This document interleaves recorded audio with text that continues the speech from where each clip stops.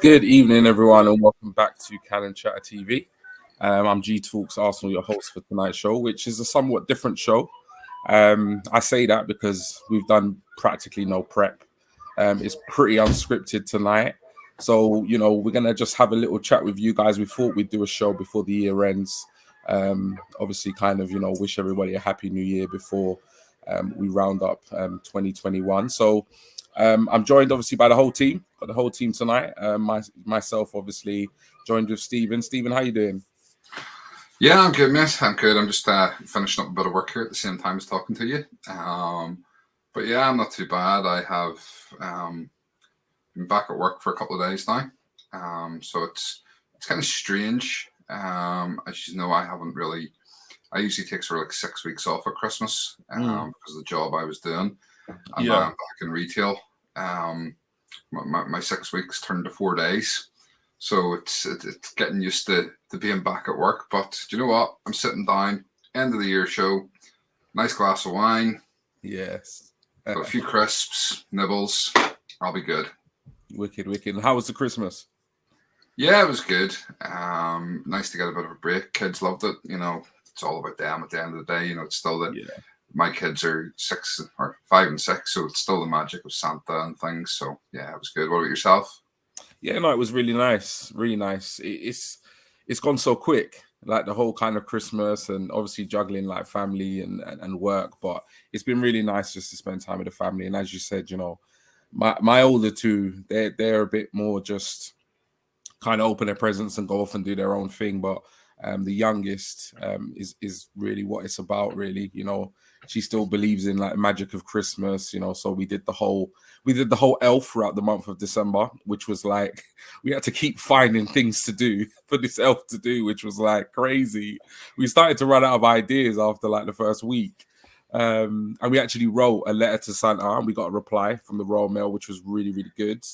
And we did the whole like cupcake and carrots out for Santa the night before. So yeah, it was nice. It was a quiet Christmas, but it was a quality Christmas, quality time with the family. So it was all good. And obviously joined by the lovely Lottie, the other part of Cannon Chatter team. How are you feeling and how was your Christmas, Lottie? Yeah, no, I'm all right. I've had a bit of it because the New Year's coming. I've decided to completely gut the house. Okay. So my house is like a tip at the moment, to be fair. I've half finished it and I'm looking at it and thinking I'm not going to finish it tonight. There's no way because I'm here, which is amazing. Christmas was lovely. Christmas Day, it was just me and my mum and my wonderful Tottenham supporting stepdad, it was nice. We went out for Christmas dinner, carvery at Toby's. Quality. And then Boxing Day, I finally got to spend Christmas with my nan and all my cousins, and we had football on. We had kids had all the puzzles out and the new toys, and it was just I sat there and ate food. And I missed my nan's cooking. My nan's Christmas dinner, it's something else. But it was really nice. That's good. I can't even begin to explain how much food 2 lots of Christmas dinner, and I did not eat on the 27th. I could not eat any more food. I looked at him and nope, don't want no more food. No, that's good. That's good. No, it sounds good. But yeah, so obviously tonight's show, like I said, it's somewhat unscripted. We haven't really prepped for tonight's show, but we thought we would definitely do a show before the end of 2021. We are going to look back at the Norwich victory, the 5-0 win over Norwich away. We'll also obviously talk about some of the impact COVID's having on the Premier League. The Wolves fixture was cancelled. Right now, Mikel Arteta won't be on the touchline for the City game. And obviously we'll look ahead to the City game. But tonight's a real opportunity for you guys in the chat to, put in any questions, any kind of talking points, discussion points that you'd like us to cover. So I know you always do fill up the chat room, but please do tonight. Is definitely one of those nights when we'll need some, talking points and content to cover. So fire away. So what we're going to do now is we're going to run the intro video. Where are we? We're going to run the intro video and we'll see you on the other side. Arsenal have gone through an entire league campaign without losing. The first time it's happened.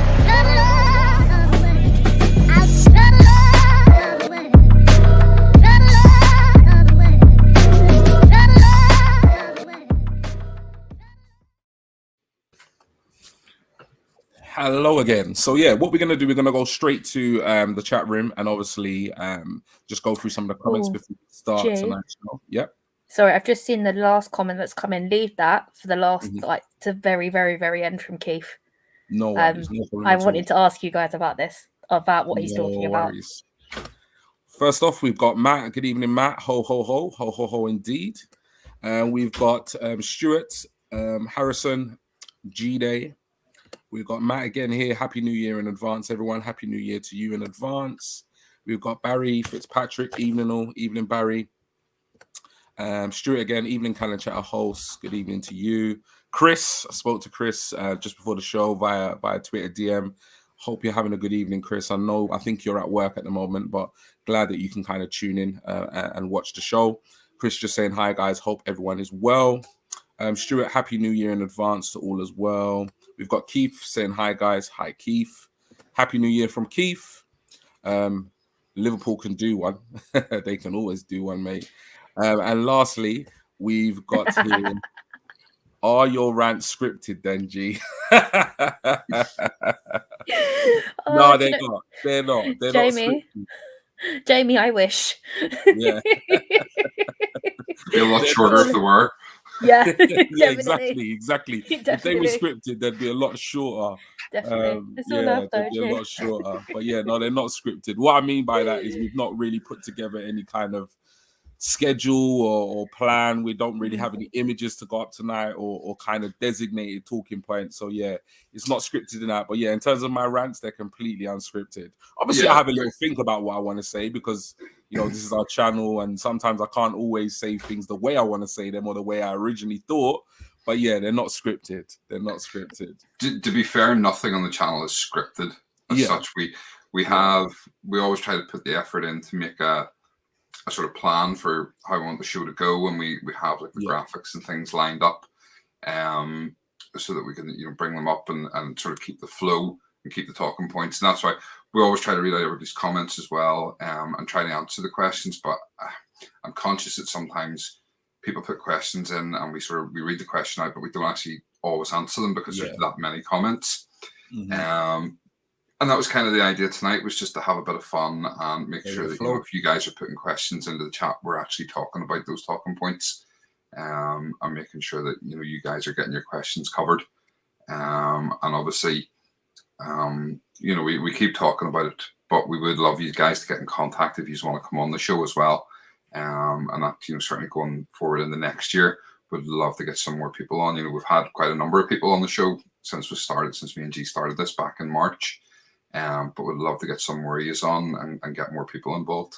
So definitely. No, sounds good. And Chris here, 10 hours to go, sitting bored in the reception area. Well, you know what? Hopefully we can keep you entertained for an hour or two, Chris. It's scheduled, not scripted. Exactly what Stephen just said. And Chris backing you up there. And lastly, Arsenal keep another Premier League record after the Liverpool's blank. Brilliant. So, in terms of where we're going to start, because obviously no kind of discussion points or questions have really come in at this point, we're going to obviously look back to the Norwich game. So obviously we traveled to Norwich. For a long time, I was actually thinking like this game wasn't even going to go ahead. So it was one of those situations where I wasn't getting too excited because I just thought any moment now we're going to see a Premier League tweet about this game being called off. But the game went ahead, and obviously it was a 5-0 win away from home against, you know, what most people consider to be a very poor Norwich side, given the fact that I think they're sitting rock bottom of the league at the moment, and I think they've sat bottom of the league all season. But I'll come to you first. Who do I go to first? Lottie. I'll come to you first, Lottie, with this one. What did you obviously make of the game, the performance, any kind of standout performances for you? Just let me know your thoughts, how you felt about the game. Yeah, do you know what? For once, I actually enjoyed a game at Carrow Road. We haven't won this since 2014. I might be wrong. I can't remember. But it's been a long time coming, and it's nice just to go there, give Max Aaron some problems via Martinelli. Yeah. I was happy. It's actually nice to see someone actually challenge Max Aarons as well. So, although they are having a bit of a crap season, so to speak. Yeah, Martinelli gave him absolute problems, literally. And I think Martinelli is definitely one of those players that I personally would like to kind of highlight in terms of the performance. I thought, I think in the past when we've spoken about Martinelli, we've often said that, he gives everything in terms of effort, in terms of passion, and obviously, he's got an eye for goal. But I think what's impressed me since he's come back into the side, not so much his energy and his pressing, because I think he's always kind of had that in his game. He was actually responsible for 2 of those goals.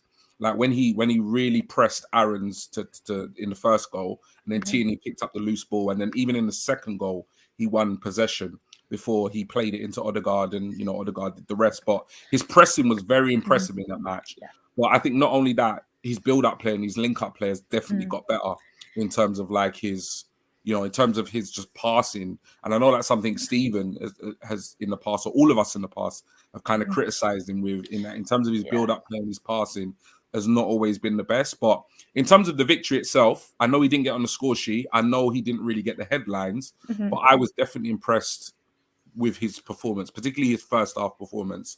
I'll come to you, Stephen. Anything about that game, anything about that performance in particular that you was really impressed with? Yeah, I'll come on to it in a wee sec. I was just sending out a wee tweet, obviously saying we're live now. I'm just quickly catching up on a couple of other tweets. I just want to read this one out that Chris has put up. It's funny. He's obviously retweeted our main tweet of the end of the year show. Are you bored on a Thursday night, sitting in a reception area thinking you've still got 10 hours to go on this night shift? Then why not tune into Cannon Chatter right now? Marvel is host at G Talks Arsenal. Talk for 30 minutes on a subject that only needed a yes answer. Even Chris is coming. Even Chris is coming after you now, G. Oh man, they're coming for you tonight. Yeah, no, definitely. Oh, G, I forgot to say another Smith Rowe goal. You're right. Yeah, I know. Seems to be getting them whether he starts or whether he's on the bench. He just comes on and scores. I love it. He's just got goals in his locker at the moment. I absolutely love it. Definitely. So yes, my thoughts from the game. It was a good performance. It's nice to see. It's nice to see. We talked earlier in the season about we beat Norwich 1-0. I think it was 1-0 at home. Yeah, it was. We kind of scraped a victory. And to be fair, they gave United a game the other week, and United were lucky to beat them. So it's really nice to see us not. These lesser teams, we're not just beating them now. We're actually giving them a bit of a hiding. It's a bit of a spanking that they're getting.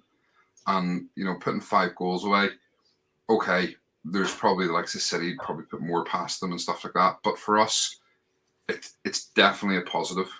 We're definitely seeing signs of progression. And I think it's quite telling the effect Aubameyang was having on the team. 100%. You look at the amount of goals we've scored. I think it's 19 goals we've scored since Aubameyang's been dropped out of the team. Yeah. In like 4 or 5 games, and we've conceded 2. I think that's telling. How many of them have come from the midfield? Well, this is it. I think Lacazette's got a couple, and the rest have all come from midfield, or maybe in Nketiah, maybe got 1, 2, maybe. I think in that. So, I think that's telling. If you look at Lacazette's heat map, he's right back, picking up from the edge of the box. So it's amazing the difference all of a sudden. And yet we all used to go on about, Aubameyang's being played out of position. He's this, he's that. But it's true. We used to say if Aubameyang didn't score goals, he was doing nothing. And he wasn't scoring goals. And look how much we've improved over the last few games. For me, the star of the show was Odegaard. He stole the show for me. I've said it before. I said last season when we signed him on loan, I thought it was a good signing. I was dubious in the summer, but I think it's like most people, I got caught up in the Madison links and stuff like that. But I always said he was a good player, so I never doubted his quality. This season he dropped off a bit, but he's really come back into it. To the point now that, between him and Martinelli, Smith Rowe can't get into the side. I know. And yet Smith Rowe scoring in every match. Yep. And yet we still can't find a place for him in that team. Yep. So it's amazing to see. Martinelli's tracking back for the second goal.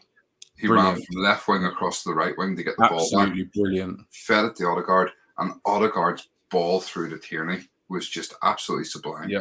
You know, and that's what we bought him for. And he's only going to get better. I think Odegaard had a hand in every single goal. Yeah, like he either assisted the goal, or I'm not going to use the word pre-assist. I'm going to use the word key pass, because there were a few times when, like I say, for even the Smith Rowe goal, I know Saka got the assist, but the ball into Saka just literally split the Norwich defense apart. And I think, you know, from watching the highlights again a couple of times today, he literally had a key part in almost every single goal in terms of moving the ball on and picking out the right pass at the right time. So, yeah, he really, apart from Martinelli, Odegaard really stood out. But I'll come to you, Lottie, with regards another of the Hale End lads, Saka. You know, I thought he had a really good game. I thought he had a fantastic game. He scored 2 absolutely brilliant goals. I don't know if you remember them, because I know it was a while ago, but the first, he kind of picked up the ball on the edge of the area, he cut in. He kind of cut in, put it on his left, and he put it bottom corner. And then the second one was even better. You know, he kind of gave the defender the idea that he was going to go down the wing. He was going to go cut in. Defender didn't know which way he was going to go, and he pinged a beautiful left foot shot to the bottom hand corner again. And I think that's what's so impressive with Saka, is that as a defender, you just don't know what he's going to do. You don't want to show him the outside, because he can just go down the wing and pick out a perfect pass into the box. But if you show him the inside, he can just destroy you anyway. But what did you make of Saka's performance? Because just in general, do you think he had a really good game? Do you know what? I'm just going to say this. Halen's on a roll. Saka and Smith Rowe. I mean, it's one of my favourites. Well, one of our favourite chants at the moment as a fan base. Although there's a lot of words all modelled up, so there's slightly different versions. Yeah. But that's the one. That is the original, if anybody wants to know. But he's back. He's not tired anymore. He's back, and he's just. I think I've actually just sitting there watching him and Smith Rowe the other day, and I know they get on really well, but I think they've got like behind closed doors, like competition who can score the most, because they just pair of them can't stop scoring at the moment. Yeah. And we were complaining, I think they must have been watching us, because we were complaining about their finishing, and all of a sudden, all this finishing is coming out of nowhere, including Martinelli. Yep. I mean, going back to the first goal for Leeds, that was very Henry-esque. That goal, and it was unbelievable, and that's what he reminded me of, because he did that in 2012 when he came back on his return. I remember, because I was in the ground for that, and that is something I'm never going to forget. But yeah, no, they must be watching us, because their finishing's just come out of nowhere. Yeah, because that was the big criticism. I know definitely from my part last season was, you know, I was like, well, it's all well and good having, you know, the Hale End boys in the squad. You know, I really do like the fact, you know, that our club actually, you know, give youth an opportunity. But at the same time, you know, in those key moments in games when, you know, you need to be clinical, you know, on more than a few occasions, you know, they did let themselves down. You know, we didn't criticizing them too heavily, but, you know, that was an area of their game that we definitely wanted to see improvements in. And yeah, like, to be honest, we couldn't have asked for more, because this season they're both absolutely firing. You know, particularly Smith Rowe and even Saka, you know, get amongst the goals. He might do. Do you know what, G? I've got a tweet for you. I got the notification while you were talking from Cal at the bad toilet. Will ESR reach 20? I was with G Talks Arsenal, but may lose to Lottie B. He's astonishing. Expect to see that underused word more. We need a replacement for a breathtaking in 2022. We'll see. We just, you know, my only concern is right now is that I think, he's having, like Stephen said, he's having a massive impact off the bench. But it's like, but Martinelli's undroppable. What are you supposed to do? With all the players playing so well, it's almost like, you know, how often is he going to be able to come up? Like at the moment, he's done it 2-2. He's come off the bench in both games and had an immediate impact. But I'm just not sure if he's going to be able to continue that. But at the moment, it's really tough in terms of like who you pick. Out of, you know, 3 or 4 of them front players, because they're all playing so well. I'll come to you, Stephen. What did you make of Lacazette's performance? Because he's never really a player that grabs the headlines in terms of, like, because, you know, he very, very seldom gets a hat trick or is amongst the goals, with obviously them all coming from midfield. But what did you make of his performance against Norwich? I actually oddly think he was a bit quieter against Norwich. I don't think he was quite as energetic as he has been, but he's still, you can see the effect he's having on the game.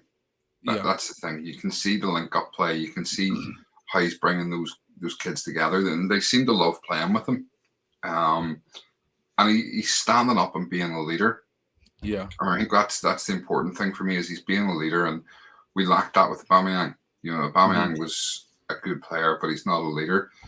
I was going to say, just turn that around slightly. It's my son walking around the house topless for the whole world to see.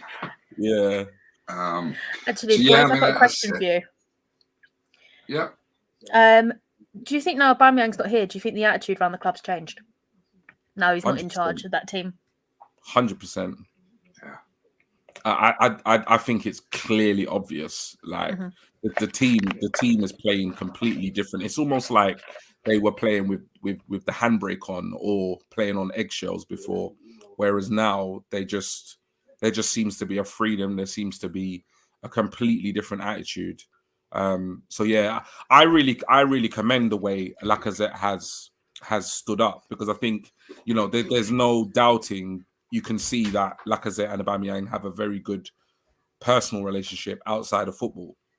And, if you've ever, anybody that's worked in a workplace, you have workmates and stuff like that, people that, kind of transcend even a workmate. They become more of a friend. And sometimes, if the friend's not getting on with the boss, sometimes it can even have an impact on like your performance or whatever. But he's remained completely professional. And even though, Aubameyang's been stripped to the captaincy and it was given to him, quite clearly, Mikel Arteta knew what he was doing, because we haven't seen any signs of any kind of unprofessionalism. He's just taken the armband, and he's just done what generally Lacazette does for me consistently, in that he gives everything. He gives a lot of effort. Very rarely, my criticism of Lacazette has always been a lack of goals. He's never been the 20-25 goal player that I thought we were buying. But I very rarely can look at Lacazette and criticize him for his effort or his general performance. My only criticism of him is just to do with sometimes he's just not clinical, and I don't think he gets into as many goal scoring opportunities as I should say a number 9 should. But in terms of his performance and his work rate, that's something I've never really had to criticize him. So yeah, I think he's just kind of taken the responsibility with both hands, and he's just run with it. And I think you can definitely see that this team is playing more. I don't know whether the word's more freely. I don't know, but it's almost like since Aubameyang's left the side, it's like there's almost like a weight that's been lifted from their shoulders. Yeah. For me, I think the thing with Aubameyang is it's kind of like Ronaldo and Messi and players like, I'm not saying he's at their level. He's not. He's not the same level. No. But when you have a supposed top-class, world-class centre forward or world-class player in your team, it's almost like players, especially young players, are kind of in their mind. They're kind of programmed in their mind that they have to go through that player. Yeah. So all the build-up had to eventually end up at Aubameyang. It was almost like they were afraid to go and take the shots, because they kind of thought, no, we have to get the ball to Aubameyang so he can have a shot. Yeah. And now that he's not there, that's gone. They have the freedom to play, and they don't have one focal point. They can go whichever way they want. So they can go to Martinelli and he can take it and run. They can go to Saka, he can take it and run. And they're not having to worry about passing it to Aubameyang. They can pass it to whoever's free. Yeah. And I think that's kind of, to me, that's a big difference. Yeah. I think not having that sort of, I'm not going to say world-class player, but that superstar. Aubameyang, you would probably look at and you would consider him our superstar player. Yeah. And because we don't have that now, I think there's a lot more freedom for them to play how they want to play. They're playing football. Yeah, they're simply playing football. Entertaining football at that, that's for sure. Definitely. Well, look, we'll go to the that pretty much. Whether I don't know whether you guys want to kind of comment more on the game itself or the performance, because at this point I'm just going to go to the comments. Got a real interesting one first up, so I feel we'll go straight to that one, and that's from Barry Fitzpatrick. So I've seen Lottie posted some tweets or something about Coutinho. What's the thoughts? So over to you guys. What do you think? No, basically I was scrolling through the transfer talk on Sky, and I saw that we're the leading club for Coutinho, and I'm like, no. And I literally, because I had no words for it, because I was already upset at another rumour, I just had to do a face palm. That is all I've got to say on the subject. But we'll talk about the next one in a second. Stephen? Honestly, I don't see where he fits in. Nah. Unless, the only thing I can sort of think is now that I think he's 30 now. He hasn't played a massive amount of football. Has he maybe lost a yard of pace? Is Arteta maybe thinking that he could play him in a slightly deeper role? But he's not a defender. He'll never be a defensive midfielder, so I don't think he solves a problem there. In terms of a creative attacking option, I mean, I don't see how he gets in the team ahead of Odegaard or ahead of Smith Rowe, ahead of Martinelli. If he wants to play out on the left, I just don't see how he gets in the team, so I don't see the value in it. I think a lot of it's agent talk, to be honest. Yeah. I think obviously they're pushing to get him a move out. And obviously there's a lot going on at Barcelona. They're trying to change their team. They're obviously working within some sort of budget.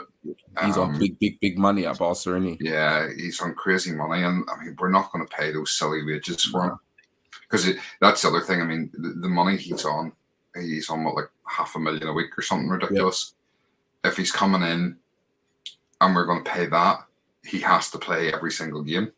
You're not going to pay that sort of money for someone and not play them every single game. So I don't see the logic in it. I don't see the point in it, and I don't really see there being any truth in it. No, I think it's all rubbish. Personally, I think you hit the nail on the head in terms of the fact that one, he doesn't fit into the team itself. Because there was a time when I massively rated Coutinho, but for me, he's had his day, and he's not the type of player that I want to see come to Arsenal and then get in the side over, the likes of ESR, Martinelli, Odegaard, like Stephen said. He's on crazy money, but I just think a lot of it is agent talk. I think that when you actually look at the transfer dealings that we've been doing under Arteta, particularly in the summer just gone, he just doesn't fit the profile. He doesn't fit the profile of a player that we're going to bring to the club. And he doesn't even fit the profile for a short-term solution either, because of the money he's on and the lack of football that he's had. So it just doesn't make any sense. And I honestly do think it's just crazy talk, ahead of the January market. Would you agree with what Carl's saying? Coutinho, no. Stephen? 100%. Not for me. Not for me whatsoever. Not whatsoever. Okay, we'll move on to some other comments before we probably chat a bit about COVID and obviously the suspension of the Wolves game, and obviously wishing Arteta a speedy recovery. So we'll get onto that shortly, but we'll breeze through some of these comments. Stuart here, I'm shy, otherwise I'd love to join you folks. I'm sorry, Stu, please don't lie. Do not lie to me, please. Sorry, just bring that one back up. Lottie, is that Stuart who donated to our charity fund? Stuart, thank you very much for your donation. Really appreciate that. Sorry, you can continue. No problem. Chris, this Saka to Liverpool rumour, is it just press talk, as I couldn't imagine him wanting to leave or the club even looking at it as an option? Anybody want to... Put it in the bin. Yeah. Put it in the bin. Yeah, for me, it's absolutely rubbish. I saw it, and you know what I said to myself, Chris? I said to myself, it's not even worthy of a response. Like, my tweet went explicit this morning. That was my first tweet of the day. I just thought it's absolute rubbish. Like, it's just absolute rubbish. It's just paper talk. It's you know, at the moment, things are going really well for Arsenal. You know, the whole Aubameyang issue has kind of blown over, and that's mainly because, you know, we're doing so well on the pitch. And for me, it's just something, you know, to put out there to rile up Arsenal fans. So just ignore it and enjoy the football that we're playing, lads. That's what I say. I don't see him playing second string to Salah either. There's no way. There's no truth in it at all. He'd be behind so many stars, and you just won't see him. They don't even have have ahead of Oxlade-Chamberlain, though. I'm telling you now, they don't even have the money to pay for him. They honestly don't. Like, if you're talking like maybe a City or a Chelsea, I'm not to say, and this is nothing to do with the fact that he'd be tempted at all. I'm not saying that. But in terms of the money that it would need to actually take him from Arsenal, I don't even think Liverpool are in that category. Because even the likes of Salah, Mane and stuff, they've never really paid massive money for their players. I know Van Dijk cost them about 60, but in terms of attacking players, if you look at the likes of Jota, Firmino, Mane, Salah, they've picked these guys up as bargain buys, and they've done really well. Yeah. They don't even have the 150, 200 million that Arsenal wouldn't even entertain at this point. So yeah, you know, it's crazy talk. I also think with that, he knows what it means to be wearing the number 7 shirt. He's getting first team football as well. Yeah, no, but there's that. But you see the pictures of him at Hale End, and the image of Rocky and his shirt on the wall, and they know what it means to play for Arsenal. Whereas players come in, they say they know what it means to play for us, but the Hale End boys are the ones who know what it means. Definitely. So I can't see him. Well, Smith Rowe's not going anywhere, but no. I can't see either of them leaving. Get prepared for a lot more of it, innit? Because obviously silly season's in just a couple of days away. But yeah, Stuart here. What about the Lille midfielder as well? Guterres. Is it Lille? Is it Leon? I thought it's Leon and Guimaraes. Guimaraes? Yeah, he was my Christmas wish. Okay. I think there possibly is a midfielder at Lille. I think there is. I'm not sure if he's at Lille though. Is he at Lille? Oh, I know from Lille we're linked with Renato Sanchez. Yeah. But there might be another one. We'll have to look that up and come back to you, Stuart, on that. Not a player I'm familiar with, so not a player that I'm familiar with either, to be honest. Keith here, Odegaard passing is something else. Yeah, it's last couple of games, it's just been absolutely phenomenal, to be honest. Like I said, I think he was involved in every single one of the 5 goals, either an assist or a key pass. Chris here, but with Martinelli again, it's because he's getting regular games. He's played 4 or 5 in a row, so he's getting up to speed. It's what he's needed rather than one match here or there or on as a sub. Yeah, I think obviously the games, you know, getting first team football is definitely, definitely giving him the opportunity, and he's grasped it with both hands, so it's good. The Ben White tackle and then standing face to face with their forward, he was not taking any prisoners that day and did a nice job covering. Yeah, what have you guys made of this with Arsenal? Because it's definitely something that I've seen a lot more. You know, they don't shy away from a tackle and they don't shy away from a confrontation at all. Well, Ben White's got the old school attitude. It reminds me of Tony Adams. Yeah. And every time I see him do it, I go on, cheat him. I just scream at the screen. I'm just waiting for him to just knock him out. And it doesn't happen. But don't want a red card. He definitely made, what was his name? A pancetta into pancetta. That's what he did. Like, I know the rest of them all butt in, but like I've watched Lacazette on that sort of thing. It looks like it's literally a year 7 step into a year 10, and then you got that on duty playground teacher in the high vis running up to go and break up the fight. That's what Lacazette looked like to me, and I was just sitting there killing myself laughing at it. But I love to see fight from them. It is good. They all seem to be rallying around each other. I think even Saka had a bit of a cheeky push on the player as well, just to say get out of here. So it is nice to see some more fight amongst the lads. Stuart Lacazette is linking up the play nicely at times, which is great.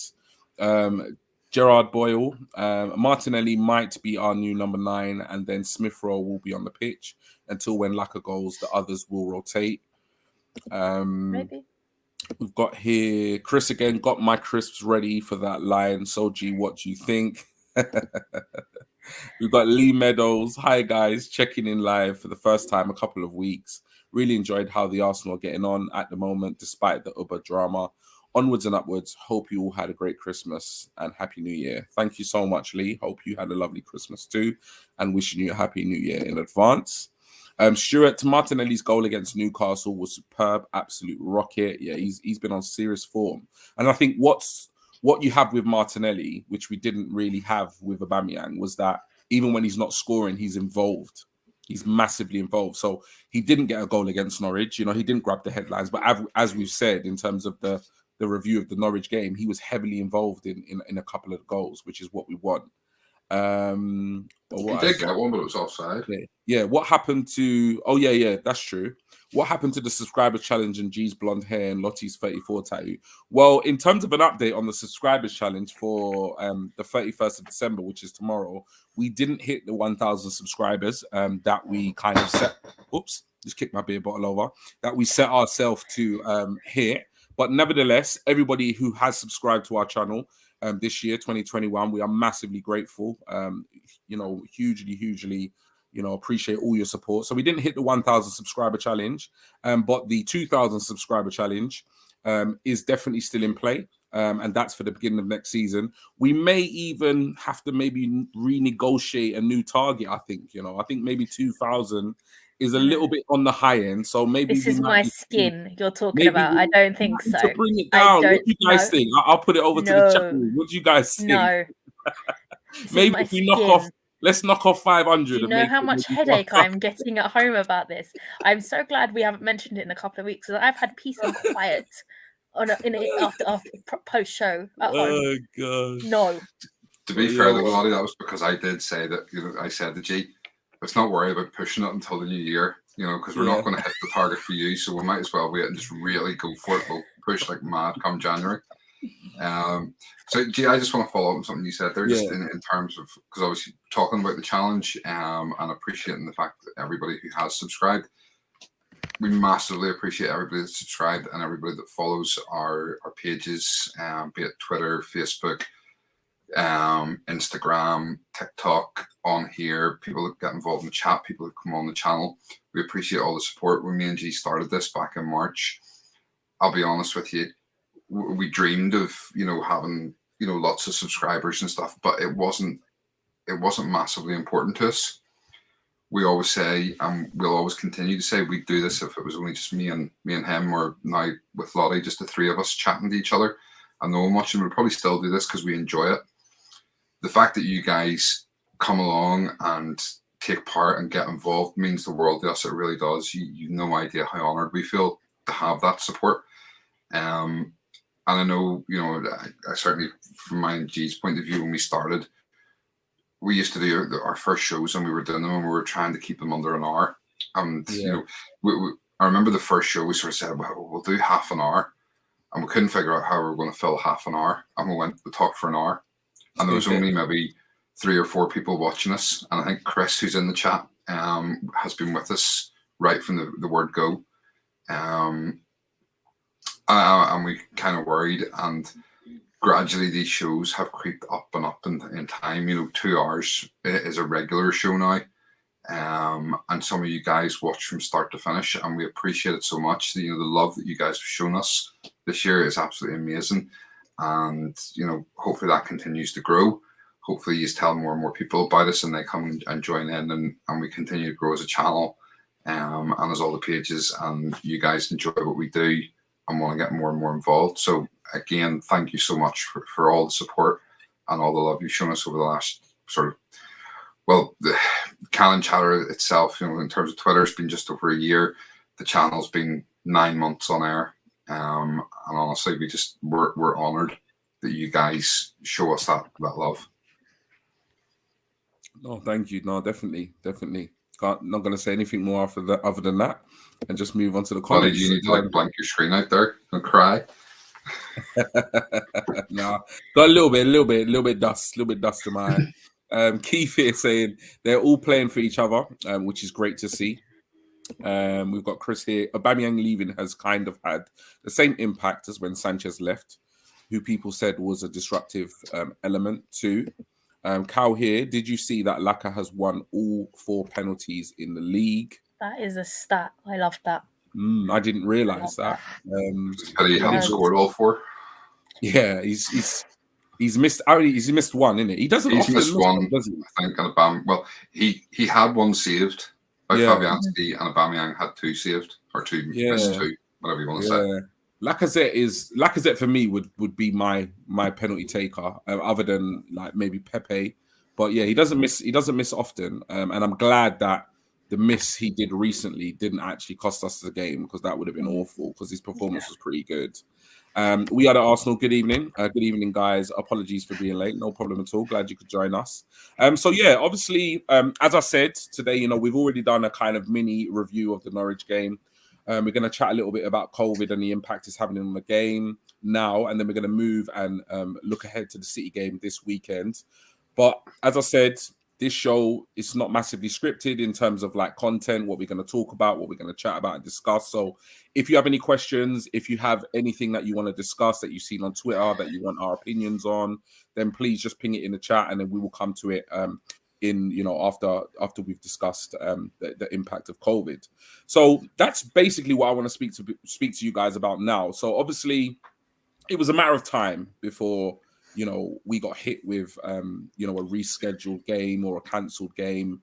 Like I said earlier in the show, I thought it might have been the Norwich game, but it just so happened it was the Wolves game. And then obviously the Wolves game has been rescheduled, which some people might say has been a blessing in disguise somewhat, considering our fixtures in January. And then we've also now, later discovered that Mikel Arteta and a number of coaching staff, as well as players, Sambi, AMN, Mari, have also been out of the squad due to COVID. So I just want your thoughts on the cancellation and the rescheduling of games. Tottenham have had many games rescheduled and cancelled. And it seems like all the Premier League clubs, if there's an outbreak of COVID, are actually appealing to the Premier League to actually reschedule and cancel these games. And I just kind of want to get what your honest, genuine opinion is of, is this should this be happening, or should the teams just be forced to kind of get on with it? Just what's your opinion with regards to it all? Who's going first? Lottie. No, pardon me. According to Lottie, I'm going first. No, I'm happy to go first. I'll be honest with you. I don't mind games being called off because of COVID. But what I'm seeing more and more is it's coming out, they're saying the games are called off because of COVID and injuries in the squads. And that's really, really annoying me. There seems to be no guidelines. We have no, as fans, no one's come out and said, right, this is how it's being regulated. A club has to have X amount of players out with COVID before we'll cancel the game. Yeah. I was out for a walk the other night, and I was kind of thinking about it, and I was like, it can't actually be that hard to write the regulations. So the way I see it, you have a 25-man squad that you have to register for the Premier League. On a match day, you have an 18-man squad, so you have 11 players and 7 subs on the bench. So you have to be able to have 18 players. So if you have 8 players out with COVID, then yes, you can't field a full squad.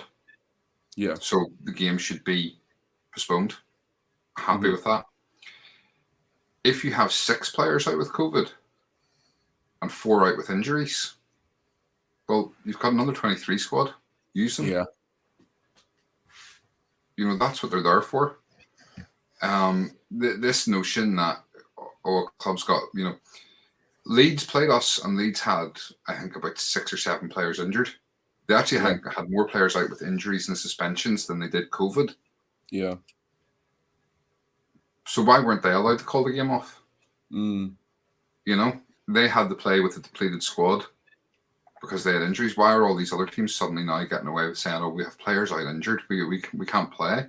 No, you have a reserve squad. You have an under-23 squad. Call them up. If you can't fulfill the fixture because of injuries, it's too bad. If COVID wasn't about, and a club came and said, "Oh, we can't fulfill this fixture because of injuries and suspensions to our first team squad," the Premier League would go, "Well, you forfeit the game." Yeah, that's exactly what would happen. So why is that not happening now? Why are we making allowances for injuries as well as COVID? I can see, as I say, the COVID side of it. Yeah, absolutely. If you've 8 or more players out with COVID, you can't field the first team squad. Postpone the game. If you've less than 8, so 7 or less, and the other players are out because of injury, you use your reserves. Simple as that. Anything else, I think it's just disgraceful. Yeah. You know, we weren't allowed to have our game against Brentford called off for having 3 or 4 players out. Yeah.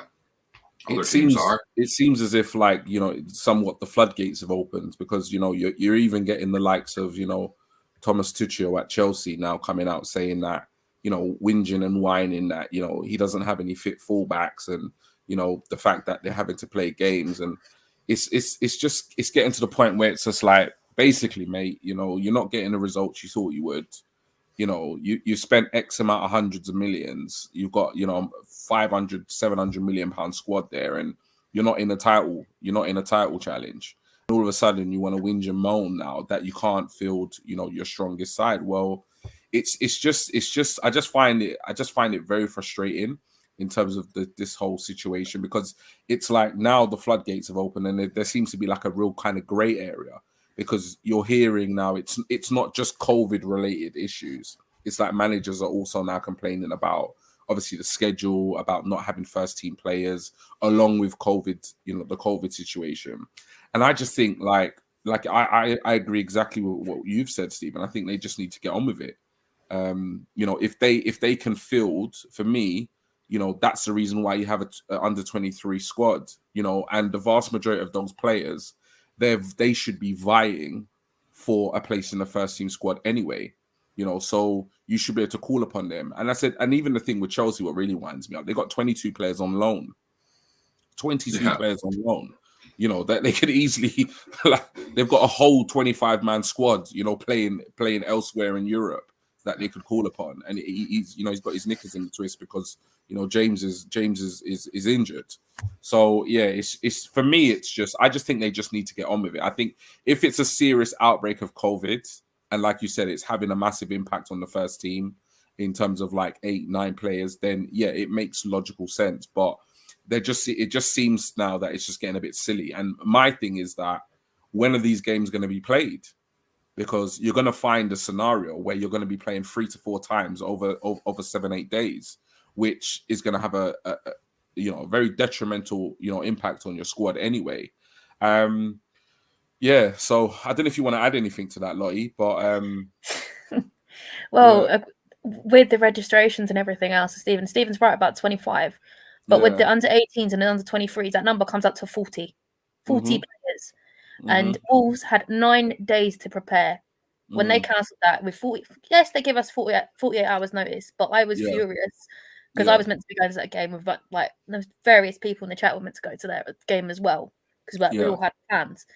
And for me, I think I was chatting to Guna Souls, and he said to me, "Oh, but it's COVID." And I said, "I don't care if it's COVID. They've got 40 players they can choose from. Doesn't matter who's injured, because I know they're depleted with injuries as well. Yeah, doesn't matter who's got COVID.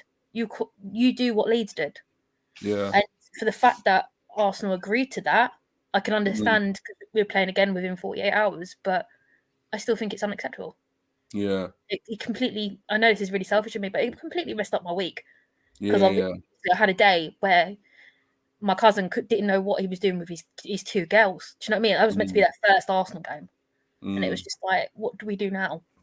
Yeah. And there's like, I know there was this tweet from this American couple. They were traveling all the way for the Wolves game, and 34's actually giving them tickets, wants them to be his guests for New Year's Day, which is nice and all. Yeah. But there's so many other fans other than just international fans. There's fans that travel the country. There's fans come from everywhere. It's not just the ones abroad. Yeah. Well, there definitely needs to be, you know, obviously it's something for everybody. It's something that's it's not going to be the first, it's not going to be the last. Let's face that. Oh no, don't. There's rumours that Saturday's game's going to be cancelled now. Yeah, but at the end of the day, there needs to be. Sorry, can I just jump in? Lee, if you're still watching there, can you tag the Cannon Chatter account in that tweet you're about to put out? Sorry, I'm just reading down further around the comments. So yeah, no worries. But yeah, I think with regards inconveniencing people, there has to be somewhat of a cutoff point.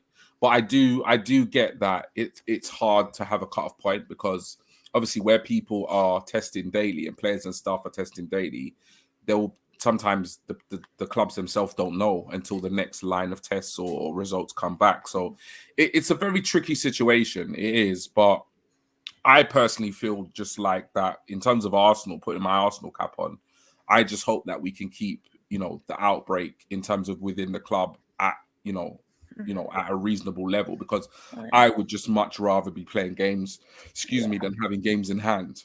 Because, this games in hand thing, it's much better to have points on the boards, and also to be playing regular football, particularly when your team's actually playing well. No, definitely. Yeah. So we'll go to the comments. The bonus of these games in hand at the minute is that Spurs dropped points the other night, which was great. Exactly, it's nonsense. Like Harry Kane finally got a penalty disallowed. Yeah, I'd not be feeling confident if we had games in hand. Like I really wouldn't. Well, we do now. I think we've rescheduled that game for February. Yeah. Was it February 10th? I think. Yeah, I think so. Wolves. I think so. So yeah, before we get on to obviously the City game and talk about obviously Arteta's absence due to COVID, we'll go to some of these comments. So Keith here, evening folks, evening Keith. Chris, much like this report that Ronaldo at dinner didn't have dessert during a club meal, so nobody else did either. Aubameyang must have some influence on others.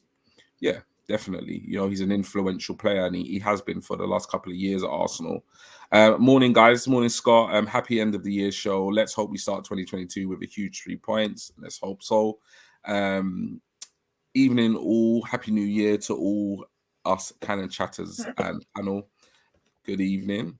We've got Chris again. Haven't we been leading to sign Coutinho for the last 18 months since his Bayern loan? Yeah, we have. I think that's as bad as Draxler. That's as bad as Draxler. I don't want to see that rumor. Linked to him, like throughout his whole career, really. I think since he left Liverpool. Yeah. We owe City a fight. We do. Let's hope we can give them one. If we don't get Coutinho, I want Draxler. He's still a thing, right? Not for me. Just on that, actually, Draxler has been transfer listed by PSG after signing a new contract last summer. Wow. What? Wow. Oh no, not that rumor again. Probably just to save his value, but yeah, not for me. And then we got that comment there again. Coutinho, yeah, definitely for me. Don't want him at the club. Lee Meadows, REPC. I don't believe a word of the speculation, nor do I. We've kind of clarified that one. As Stephen said, no single plus for me. Lee, again, it just doesn't fit what Arsenal are doing at the moment. Yeah, it doesn't fit in line with our transfer strategy at all. We are the Arsenal. He doesn't fit the mold of a player Arteta and Edu are targeting. And as you said, it's probably agent talk. Yep. Scott, I don't buy into the Coutinho speculation, but if Arteta wants him, then I'm all for it. I've doubted some of his transfers in the past and been wrong. Very good point there. That is a very good point. As much as I don't want him, I'd be willing to kind of see how it goes just based on what, him and the club did this summer. And the fact that we are still eating, tons of humble pie ever since. Stuart, no worries, folks. We are the Arsenal. Liverpool media folk got nothing to write about, and we're being feared again. Yeah, and that's what's behind the Saka talk. Keeps put here Leon. I think that was in reference to the midfielder. Yeah, so obviously talking about Bruno Guimaraes. Yeah, that's the next one. Bruno Guimaraes from Leon. Absolutely take him all day long. I said that obviously last week on our Christmas special. I would love Bruno Guimaraes. I think he is an absolutely fantastic player, and I think him alongside Partey in midfield would be fantastic. Yeah, we actually covered him in quite detail on our Christmas special show, as Stephen said. So if you haven't caught up with that, that would be a great place to start in terms of getting our opinions on him as a player. We can't imagine what a goal feels like as a player and the confidence it gives. I read the Martinelli comment, boost X these youngsters, let's keep it going. Forget the big name has-beens. Charlie of Avant here, evening Gooners, evening Charlie. We've got Really Saka. Nice to see you again, Really. Evening, everyone. Hope everyone's doing well and good. Hope you are too. Albert is in the building. Yes, Cannon Chatter family. Good evening, Albert. Glad you can join us. Keith here, wouldn't mind Basuma. He was brilliant against the Chavs last night. And I know Basuma was the player that Albert featured as his kind of Christmas transfer wish list. And I know, we kind of covered that again on our Christmas show. But yeah, Basuma is one of those players that, he's not necessarily at the top of everybody's transfer wish list, apart from Albert's. But he is a player that none of us would say no to. He's absolutely brilliant player. And I think he would fit in very nicely alongside Partey. Albert JTV, Martinelli has been superb. It isn't just his excellent finishing, but his work rate is exceptional. People talk about the Odegaard pass to Tierney, but it started from Martinelli. #the press. That's what I said. I said earlier in the show, I said that, Albert. I said, what really impresses me about Martinelli is both the first 2 goals. He played a part in actually putting the Norwich players under immense pressure, which led to both goals, winning possession. So yeah, even if you're not scoring goals as a striker, you can have an influence on the game, which he is doing. Chris here, I'm now going to set up 1,900 accounts so we can get that tattoo done. Yeah, it's not going to happen. I'm sorry. If you do that, Chris, that's not going to happen. Albert JTV, smash the like button, people. Yes, definitely. Thank you for that one, Albert. Tom here, evening Tom, evening all. Sorry I'm late. I just managed to get out of my Arsenal hoodie. Basically, I was chatting to Tom earlier, and Arsenal have actually bought like a hoodie out, and it's got a built-in snood. It is the warmest thing ever, best Christmas present ever. Okay. And you take it off and you get stuck because of the snood. Okay. And me and Tom were chatting about it. I said, look, just take your arms out first, then take your head out. Otherwise, you're going to pull your head off. Cool. Well, I'm glad you got out of your hoodie and you could join us, Tom. Lee Meadows, like and share. Yes, please do like and share. Albert, pick your best Arsenal player right now. Do you lot want to go for that right now? Let's just stop there. Pause there for a second. I don't even have to answer that question. Yeah, I know. I already know your answer. Yes, sir. All day long. Every day of the week. Every day of the week. Every hour in the day. Yeah, that's your player. What about you, Stephen? Who would be your pick of the players right now? That's a hard one. So are we saying like our player of the season so far? Is that what you mean? Or? Yeah. Just for you personally, not even based on like stats or anything like that. Just for you, if you had to pick your player of mid-season at this point, who would it be? That's so difficult. Tough one, isn't it? For me, I'm going to go with.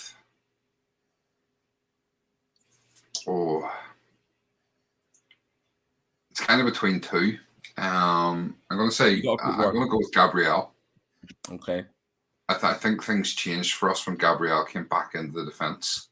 We became so much more solid. It's a tough one because you've got Ramsdale as well.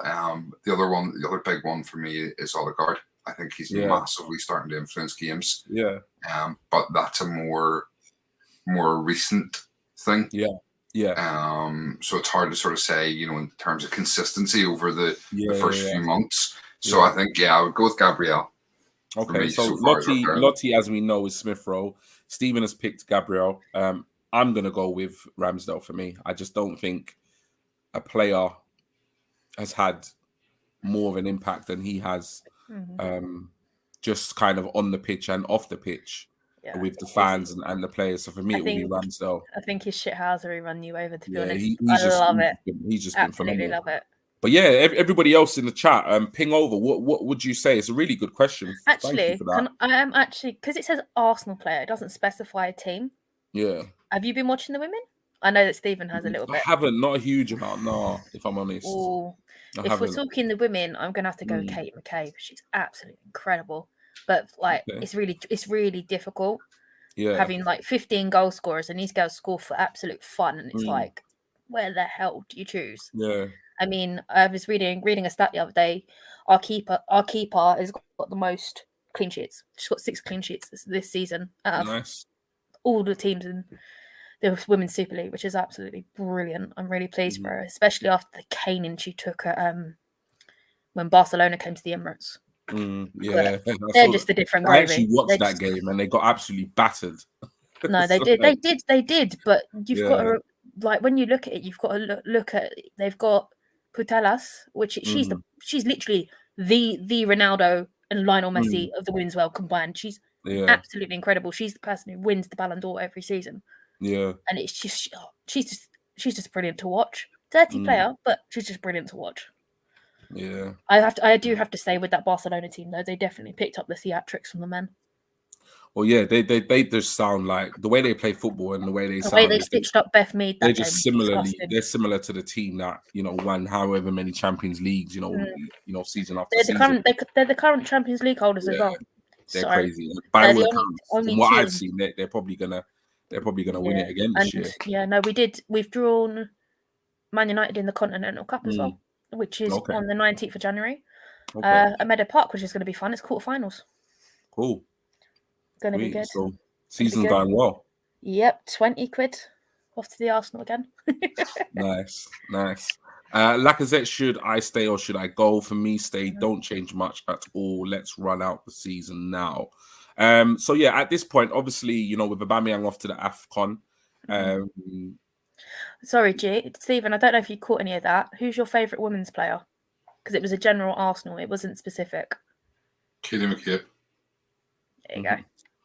You just no answer. I'm surprised you didn't say Leah. I'm really surprised. Why? No, I just don't watch enough. I just don't watch enough of it. You know what I find I've really struggled with is just finding the time. It's like I actually struggle sometimes to even watch the Arsenal men's games. Yeah. Oh, no. And it happens. Life's busy. Yeah, like literally, there are times when I literally can't. I don't even have the time to watch the men play. I'm catching up with the highlights, and it's like, obviously, watching the women's. It's like, although they're Arsenal, in a way, it's like supporting a whole other team because you've got to find the time to sit down and watch the games, etc., etc. And a lot of the time, I literally just don't have the time. I don't. I need to try and kind of follow it more and watch the games more. I do. But yeah, it's just a massive juggling act between all the other stuff going on. Is it really wrong of me that I get disappointed when I'm watching the women's team and they don't celebrate with their shirts over their head? Even. Do you know what? I'm surprised you haven't picked up on Meadows yet. She doesn't celebrate her goals. She doesn't. She just goes straight back into it. She'll smile and go, yeah, let's go back to it. I love her mentality. I absolutely love it. Brilliant. In terms of this comment here, Lacazette, should I stay or should I go? For me, at this precise moment, I think we just got to keep him.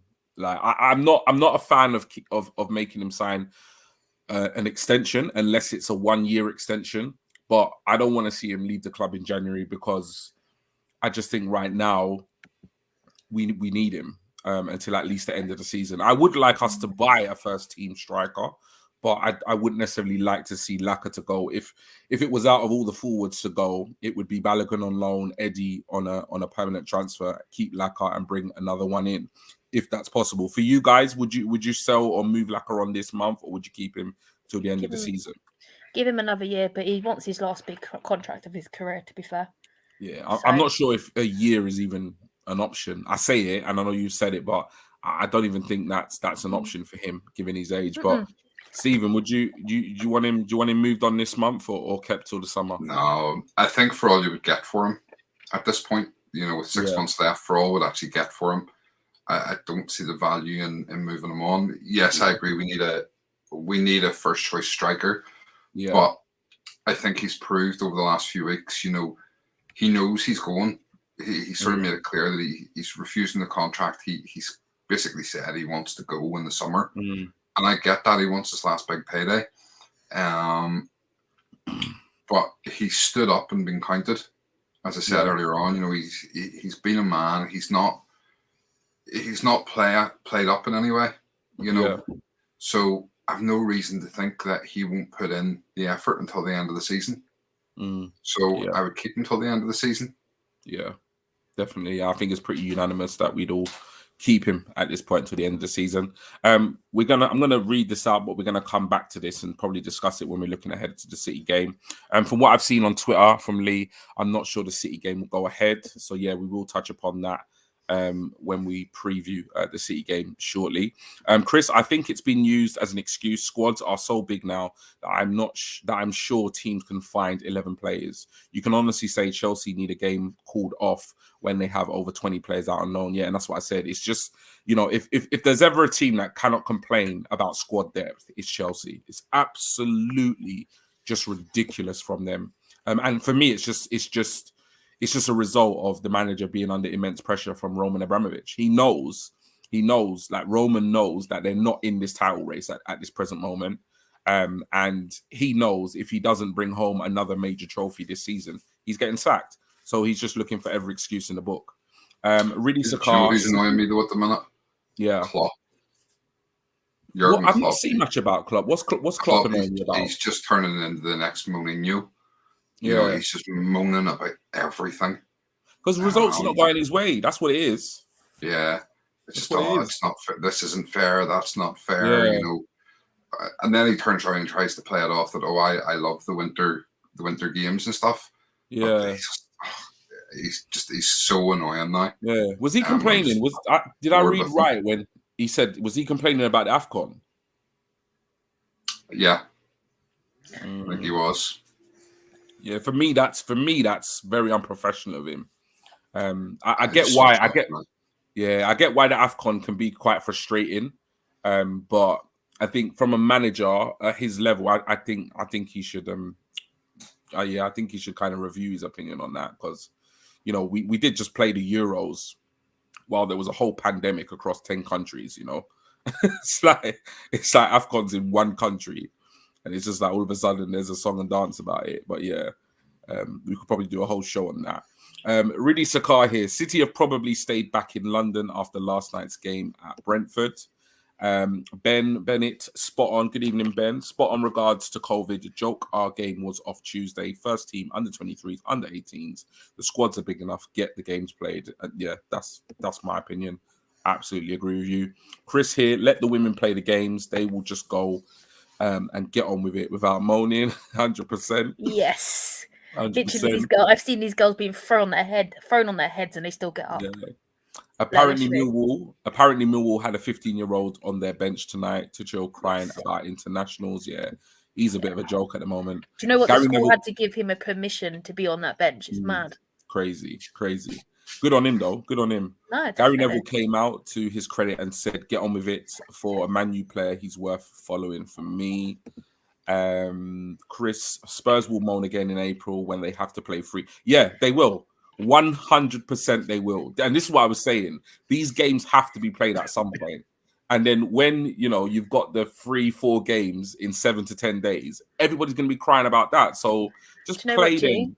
Play them. Do you know what? May the points be dropped and the injuries be high. Is all I got to say on that subject with their games in hand. But let's be honest, the FA and the Premier League will probably give them like the entire summer to fit those games in. Yeah. It's a joke. It's an absolute joke. Lee here, on the back of the Leicester versus Norwich game being called off, the Premier League have actually released guidelines. I'll share it on Twitter. Okay, that's what you was talking about, Stephen, earlier in the stream. Yeah, so I've actually just read through them. And just to sort of a quick summary, they apparently take a lot of things into consideration. One is the availability of under 21 players as well, who have played, at a reasonable level. But they are classing injuries. They are taking injuries into account, which I think is an absolute disgrace.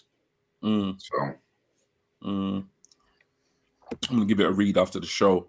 We've got here, you do know you can buy likes at Lottie Skin. Oh, are you referring to like subscribers and stuff like that with regards to challenge? Yeah, you can actually buy subs. We have to, might have to look at that, Stephen. We'll talk after the show. Yeah, that's not going to happen. No, that is not going to happen. It's not gonna happen, but yeah. You two wouldn't do that to me. Worth winding you up though. Keith here, Ramsdale. Okay, so I think this is where some of the guys are referring to their player of mid-season. So Keith is for Ramsdale. Sorry, Lottie, just on that. We would do it to you. We just wouldn't do it to the channel. Yeah. I am so getting shit after this show. Oh my God. We'd rather, we've always said natural growth. We'd rather grow naturally than artificially. So, from that point of view, it's fine. But yeah, we would absolutely do it to get you tattooed. Yeah, we'll see what we can do, man. We'll see what How is Alison anyway? She's feeling better yet? No, she's still in bed. She's sleeping. She's sick. So speedy recovery. Hopefully, Mummy gets better soon. So. Ben Bennett here is saying Ramsdale player of the mid-season. Not just Ramsdale performances, but he's driven this fan base and players to have this brilliant connection again. Keith, he got £17 picking pocket money or picking up money. I saw that. Please. I saw that. I saw that. He collects £2 coins. That's brilliant. Yeah. Leah Love Williamson is also another one. Why does that come off like that? My screen has just gone crazy here. I don't know why. You double clicking on it because at the moment I'm with shrinking on the screen and then. Yeah, I don't know. Like that. Yeah, I can't see. I can see this comment, but then for some reason I can't see the comment underneath it. I don't know. Oh why. No, ignore that. That was me. Ignore that. Just go to the next one. Okay. Really, Saka, Klopp is moaning because half his players have hit the wall and struggling for fitness. And lastly, like G said, Klopp unhappy when he's not in front. Maybe he drives a Toyota. Brilliant. Right. So at that point, obviously, like I said, the last thing we're going to talk about tonight is obviously just a kind of preview, pre-match, kind of look ahead to the City game this weekend.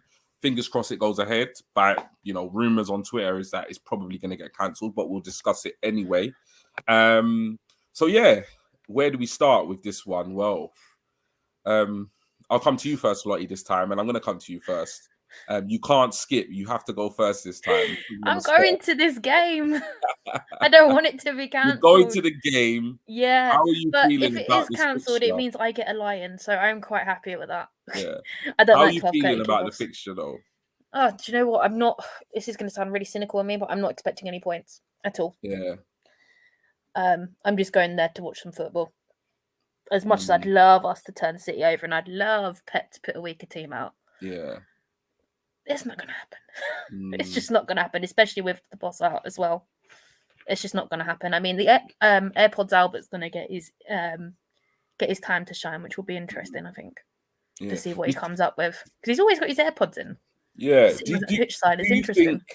Do you think not having Mikel Arteta, in the dugout and the touchline is going to have a massive impact on this team? Oh, no, definitely. I just, because I always see Albert so calm and mellow, and I'm just thinking, if they need a bollocking, is he going to be able to give it to them? Whereas Arteta, you know it's coming as soon as he walks off that pitch. His face is just... So, we'll see. Yeah. We'll see. Hopefully it's not, but depends how many staff have got it, and if we can operate with skeleton staff. Yeah. So... I had to laugh. I seen someone had put a thing on Twitter earlier on where they had superimposed a picture of Arteta at one of his press conferences onto the big screen at the Emirates. Yeah. And saying, this will be Arteta on Saturday from his house screaming instructions onto the pitch. Yeah, I can imagine. Do you know what? He'd probably be. Do you know what? Albert will probably have an iPad like Jonas's team for the ladies has. They have an iPad on a stand and everything. Yeah. I'd actually laugh if that happened. Because when you sit at Meadow Park, you'll see him there sitting with his assistant on the iPad, doing whatever, and it's crazy. It's crazy. I'm waiting for Arteta to start doing it. He'll definitely be in communication. You know what I mean? I just thought, can we get Jonas to stand in at all, just for one game, please? Yeah, they've got protocols. I'd love to have Ideville. So. Yeah, I know that, but can we have not? We get subs on the bench? Can't we have a manager super sub? I think it'd be really interesting for him to do men's football, though. Yeah, it'd be interesting just to see who's going to be in the dugout, and I think with the technology we have, available. Oh no, Tommy Asu's got COVID as well. Yeah, add him he's to the list, gonna be he's gonna be in communication with. I think we're gonna see Ben White at the right back again. Yeah, which I don't mind. But yeah, in terms of Arteta, he's going to be in communication with the coaching staff, and that with Zoom and Teams and all these kind of interactive platforms, he's going to communicate with the team. It's not going to be unless he's absolutely bedridden, which we hope he's not. Then he's gonna be communicating. Obviously, it's not going to be the same, but he's going to be communicating with the side, halftime, before game, post game, etc. In terms of you, Stephen, how are you feeling about this game? Obviously, City are absolutely flying at the moment. I think they got about a 5 or 6 point lead over Liverpool in second place. It's obviously last time we played them, got absolutely slapped 5-0, albeit was a weakened side, COVID injuries, etc. But we had to play the game. But yeah, how are you feeling just in general about this fixture itself? I think they're 8 points clear. Is it 8? I didn't think it was 8. Yeah, no, I think it's 8 points clear. Yeah. And they've won 10 in a row. Yeah, they are. They're 8 points clear. You're right. They're on 50 points. Chelsea are on 42. Liverpool are 9 points. Well, Liverpool got a game in hand, but yeah, they're 8 points clear of Chelsea, 9 points clear of Liverpool. Yeah. So they've won 10 in a row. So they've taken 30 points out of 30 points in the last 10 games. It's just phenomenal. Yeah, the flip side of that is they're due to drop some points.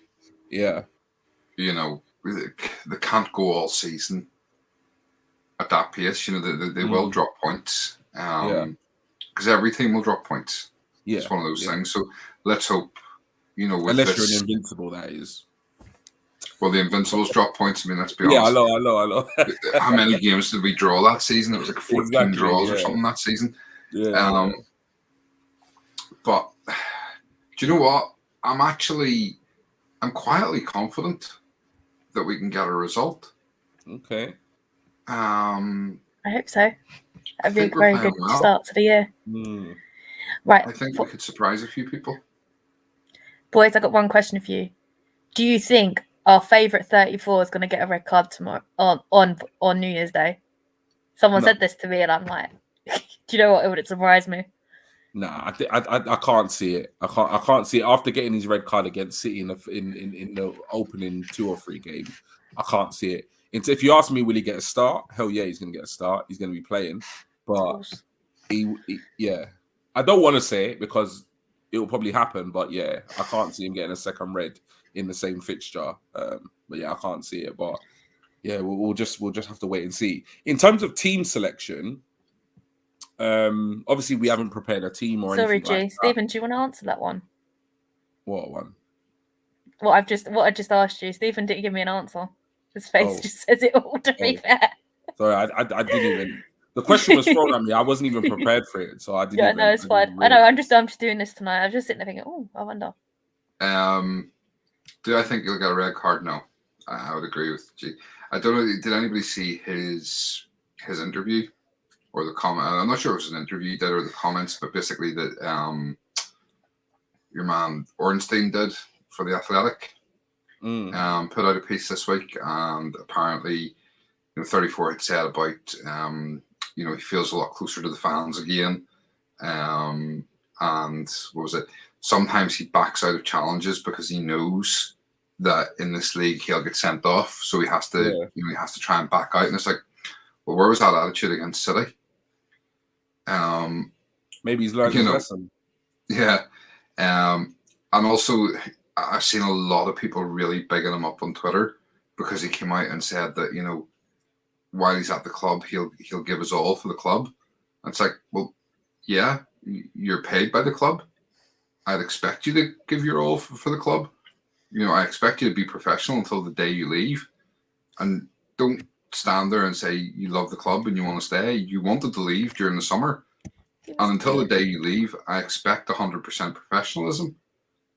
If I'm going to leave my job, I'll still be professional until the day and hour I leave. I don't just decide that I'm not going to bother because I'm leaving.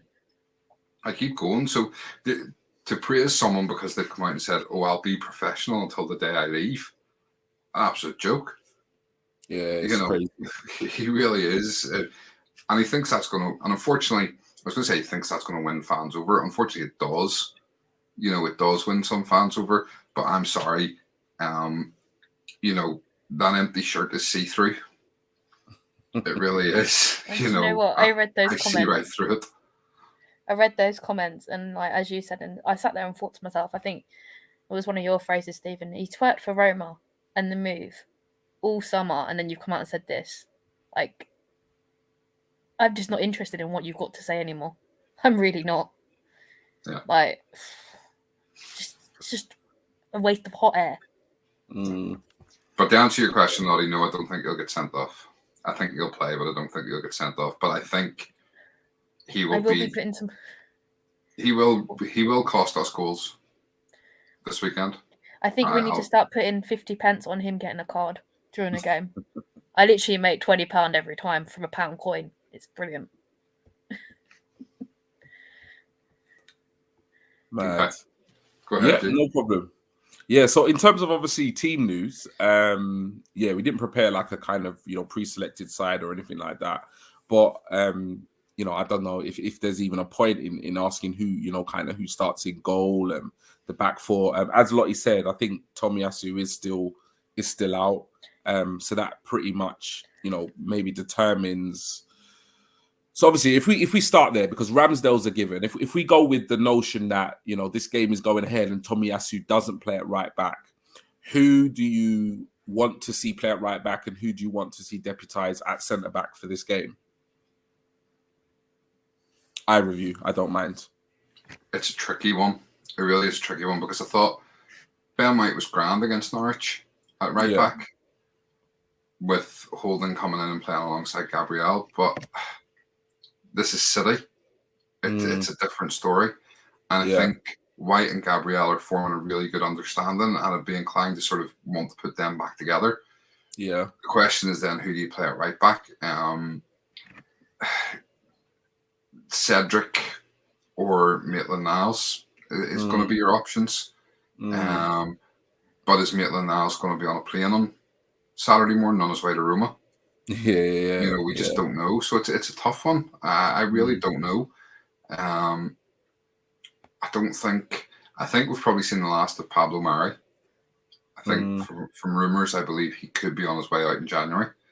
I don't know is the honest question. I said this last week. I'm kind of glad I'm not in Arteta's shoes having to pick this team at the minute. But it is going to be a tough call who plays at right back, because Tomiyasu he's head and shoulders above any other option we have at right back right now. And I think it's an area we do need to look at strengthening is another right back. Yeah. Do you have a preference, Lottie, who plays at right back and who plays? Determining who plays at right back. Who would you play at right back? Whoever's there is going to get terrorised. I'm sorry, but if Tomiyasu was well enough, I'd stick in there. I'd have a bit more trust in him. But the other, Maitland-Niles and Cedric. Well, can Cedric play? Actually, that's the point. Yeah, Cedric would get terrorised. As far as I'm aware, Cedric's fit. Yeah, Cedric will get terrorised. I'm not his biggest fan either, but he will get absolutely destroyed. I'd have to go with probably Ben White. So it's a bit of a safer option, and then Rob and Gabriel, and then obviously Kieran on the other side for my back four. Yeah, I'm really split with Rob Holding. I'd be tempted to play Cedric at right back, or Ainsley, because with regards. Speaking of Rob, what do you think of his new hair? He's God. back. He's back. Best hair. I kind of don't really have an opinion in it either way. I just think that's what money gets you, isn't it? It's like that's what money gets you. You go bald and you can just buy new hair. But you know what? If it boosts his self-esteem, then go for it, mate. But to be honest, I just think if he was bald, he's an Arsenal player. If he's got a new set of hair, he's an Arsenal player. I don't really have an interest in his hairstyle, to be honest. I don't know about you, Stephen. Nah, I couldn't care less about his hair. Yeah, literally. But yeah, I would play Cedric at right back, because I'm not massively confident about Rob, if I'm completely honest. I'd like to keep the partnership with Gabriel and Ben White in the middle.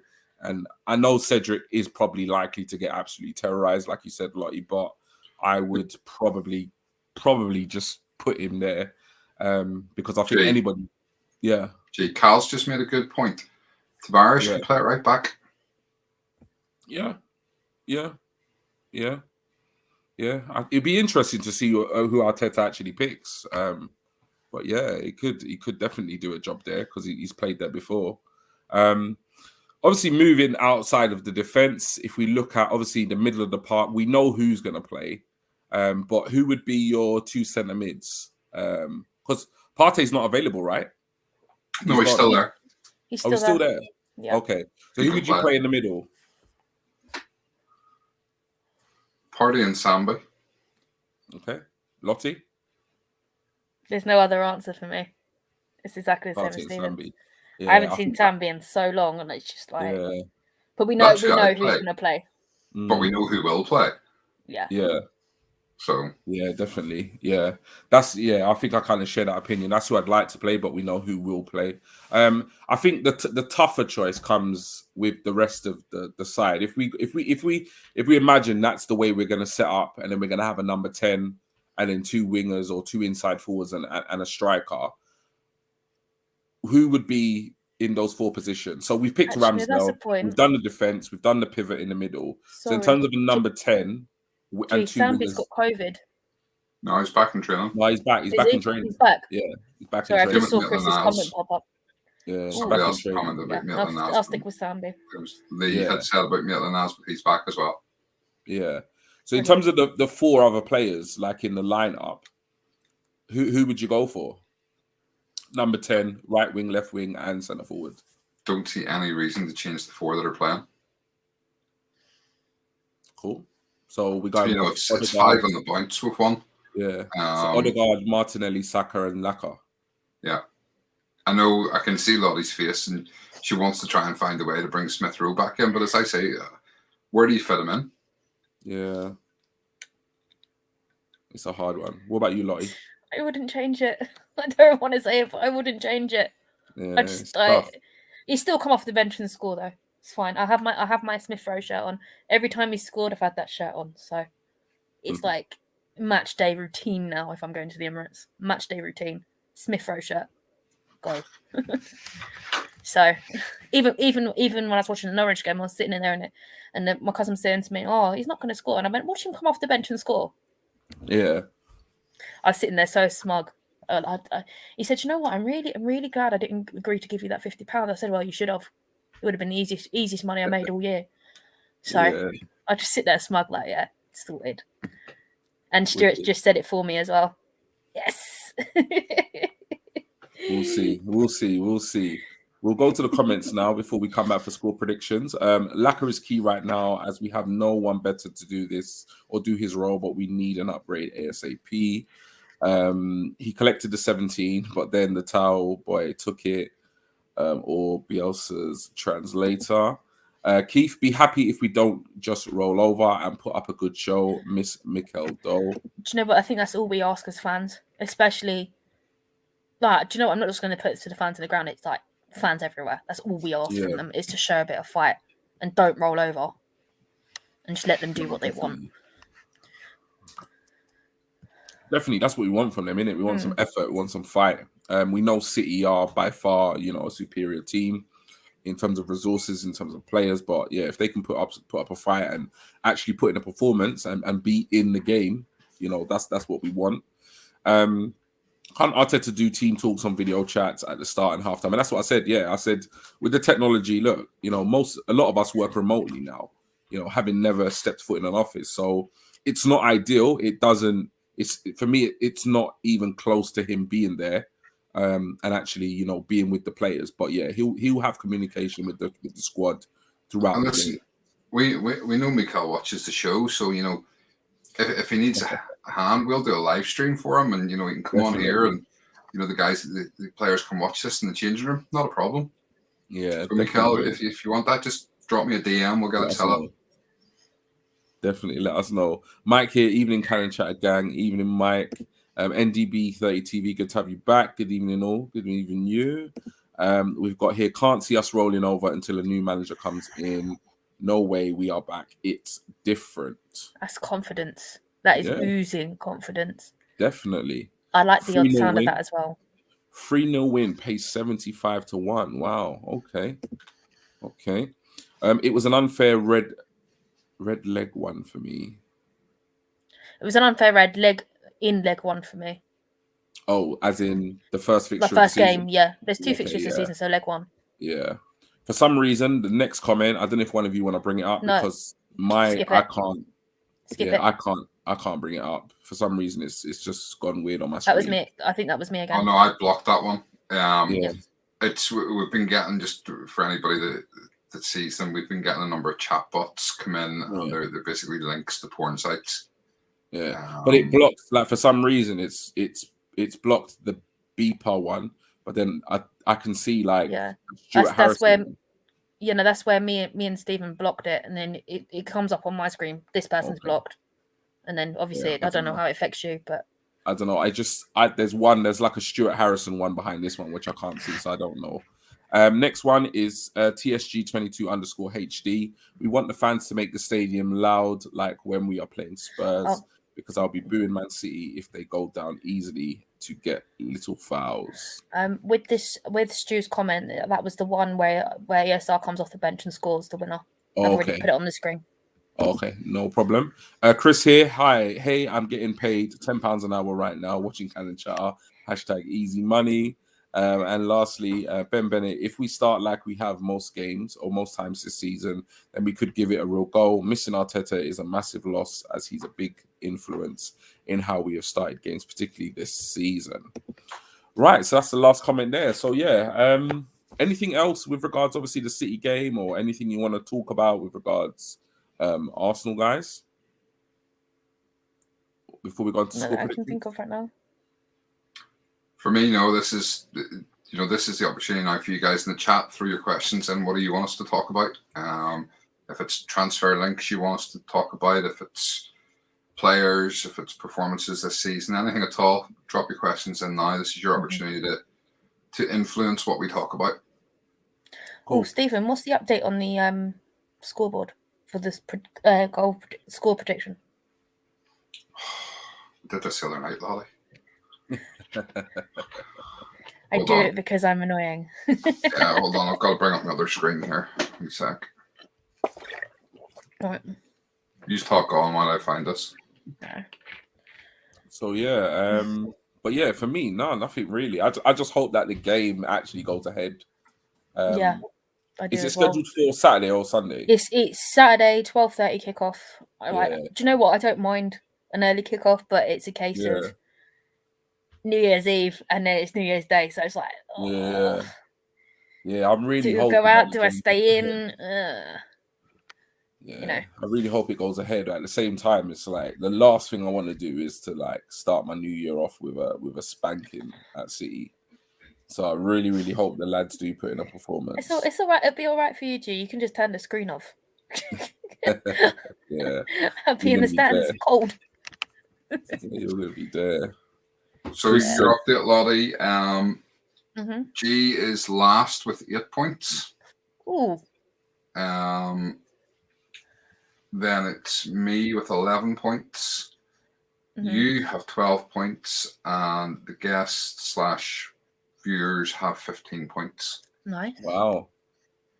They're doing well. I'm doing better than that than I am the fantasy football at the moment. That's fantastic.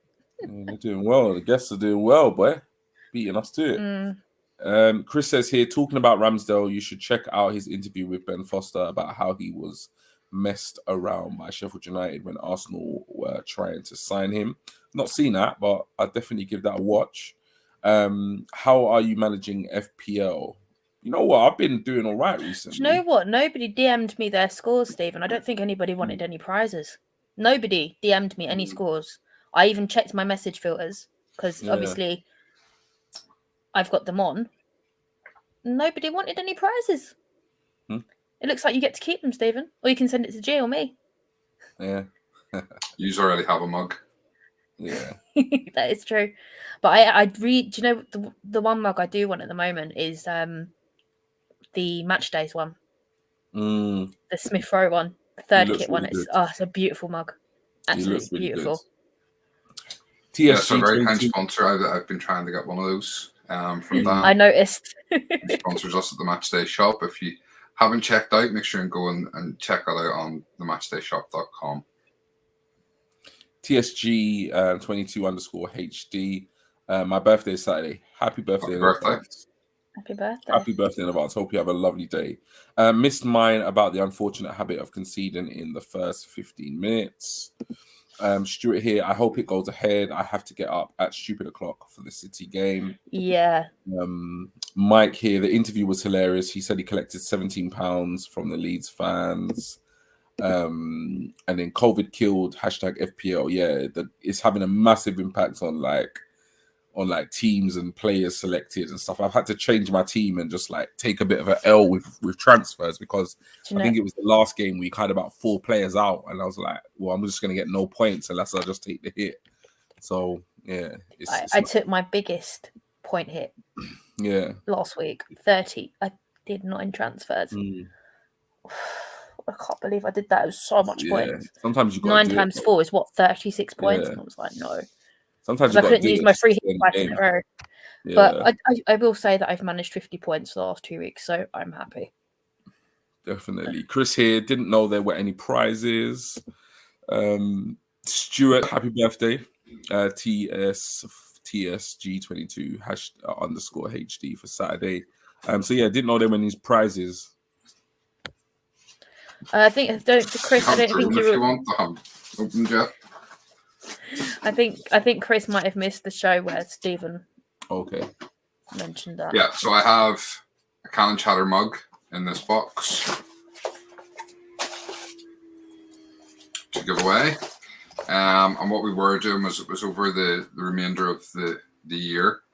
I think we had worked out it was three match weeks left, and you had to screenshot your points each week and send them to Lottie. But obviously, if no one's done it, there's no point in doing that. So we will do something early January. We'll come up with something else, and we'll give away that mug. Cool. If we need a defender for City game, let's recall everyone's favourite player from his loan in France, i.e. Saliba. He can stay there. No, thank you. I got Gabriel and Ben White. I'm happy. Yeah, I don't think we're in dire need of calling him back. Just get drunk. Then if we lose, you'll be too drunk to remember. Then how am I supposed to do Cannon Chatter shows? Yeah. Ben Bennett said, we need the game. Going to be eating time off to get to midweek games in the new year. Tell us your desert island meal and drink and music panel. Ooh. How many people can we have on the music panel? How many artists, I should say? Cal? Because that is just like, if it's unlimited, I'll take my whole iPhone. I've got everything from classical to what's it called? Bloody country and western. Everything. Maybe just like, I don't know, maybe like an album or a genre or playlist. Oh, I'll take all my Coldplay albums with me. In that case, have to be Coldplay all day. It's a hard one. I'm stuck on that island with you. Kill myself. Yeah, it's a hard one because it's like with drink. I don't know, man. It depends if I'm looking to survive or I just want to go out as happy as possible. You'd be all right. You'd be all right. Gee, if you're on a desert island, you just get one of them coconuts down, stick a wee umbrella on it. Well, that's what I mean. I don't know. Like, if I'm gonna take, if it's gonna be survival mode, then I've got to take water. If I want to just like go out with a bang, then I've got to take my brandy.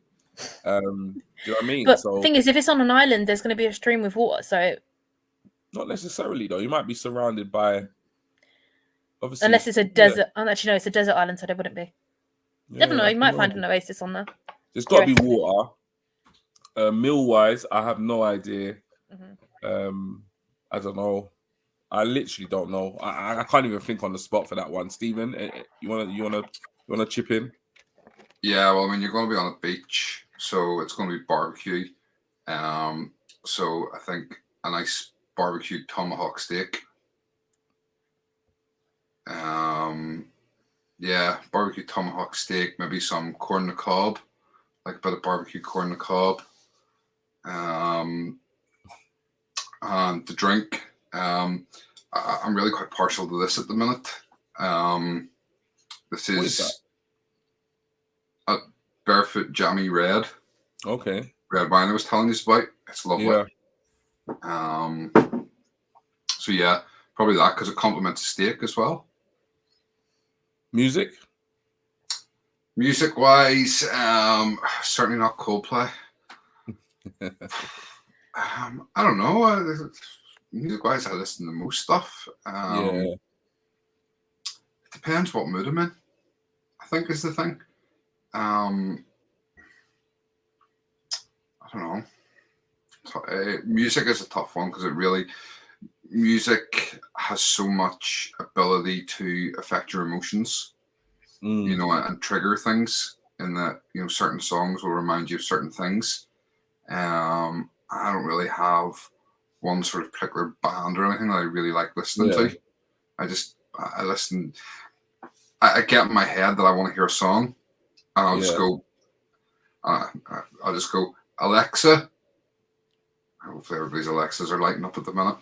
Play Christmas music. I've got my headphones in. Yeah.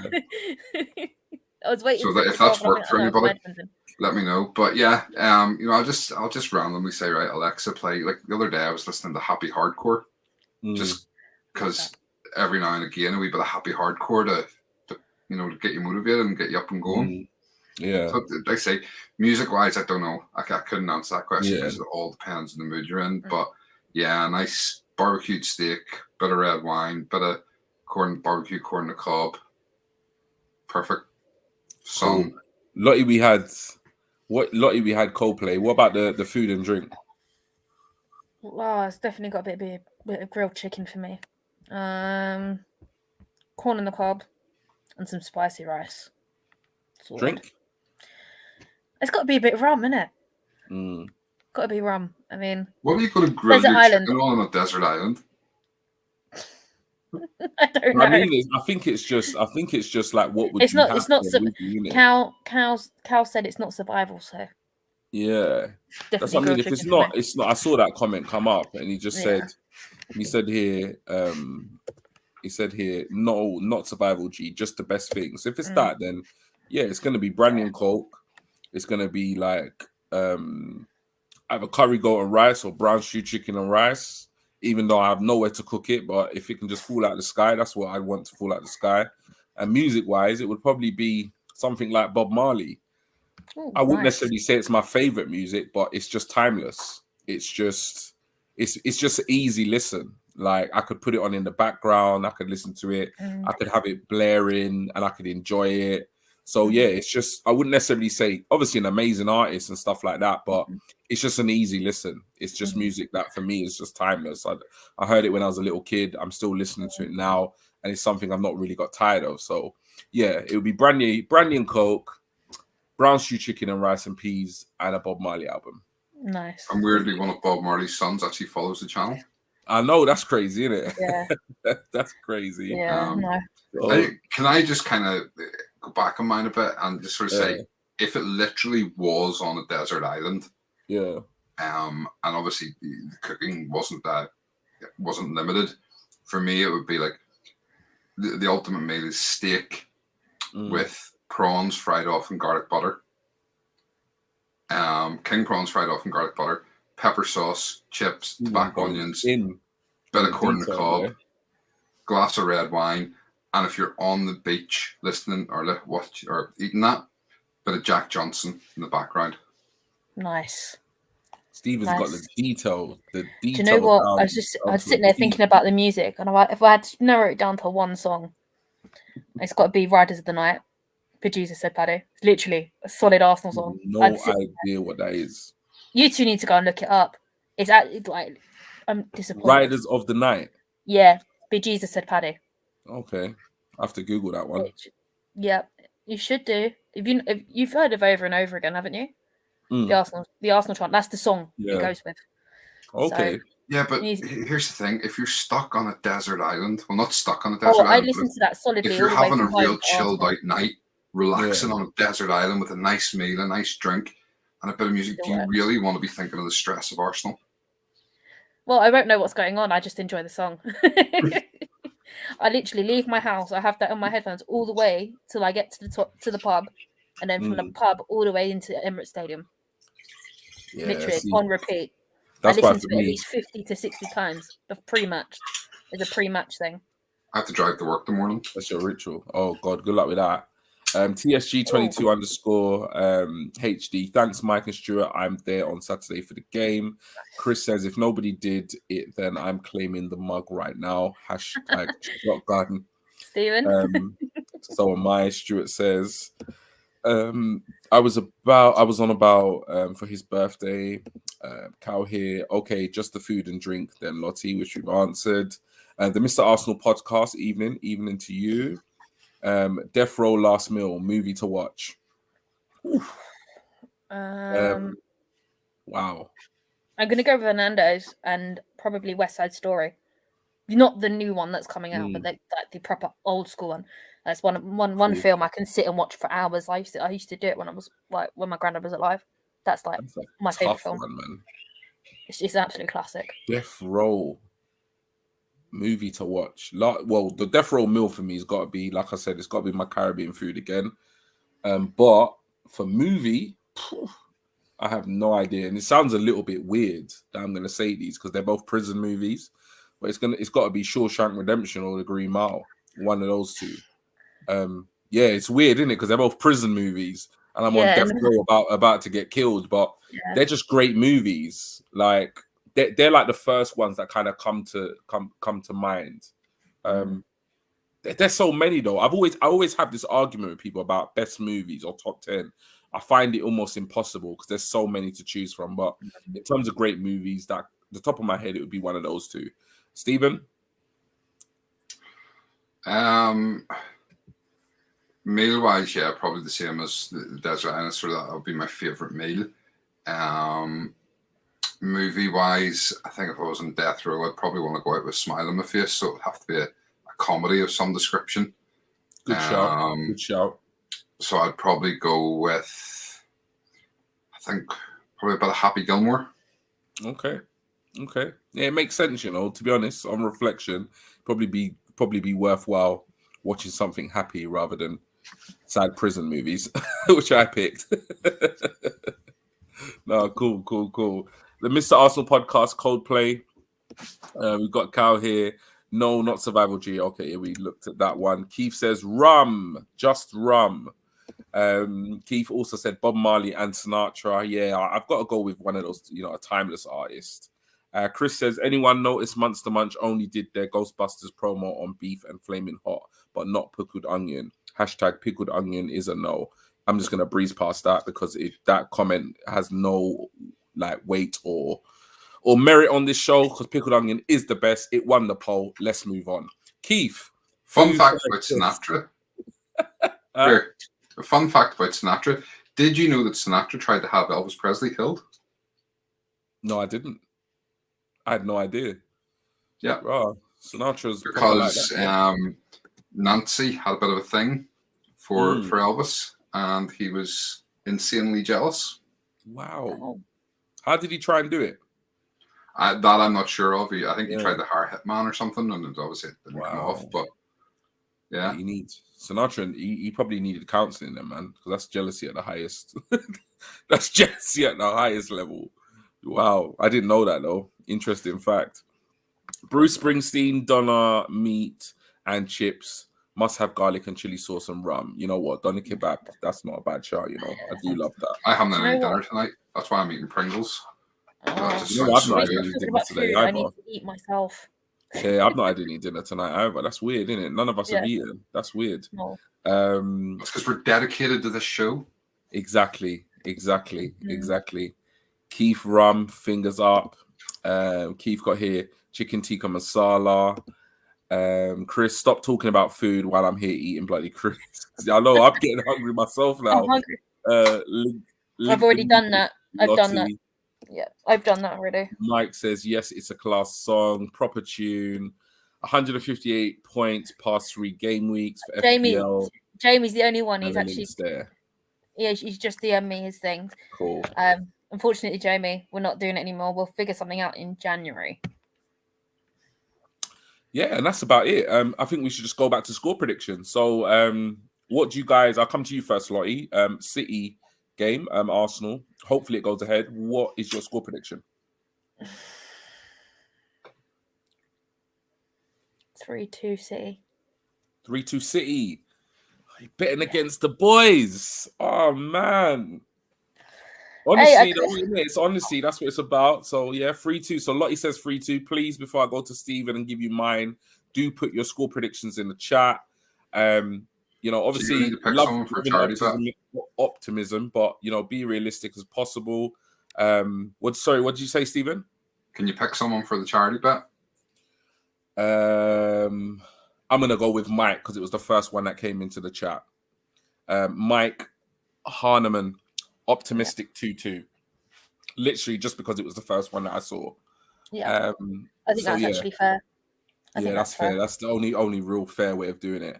I'm gonna go with.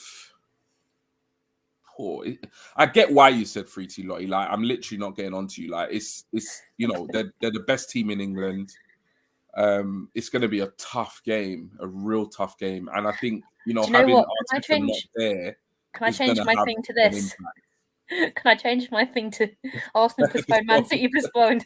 I like that. Yeah, to be honest, I think that's probably what will happen. But if I'm going to go for it, I'm going to go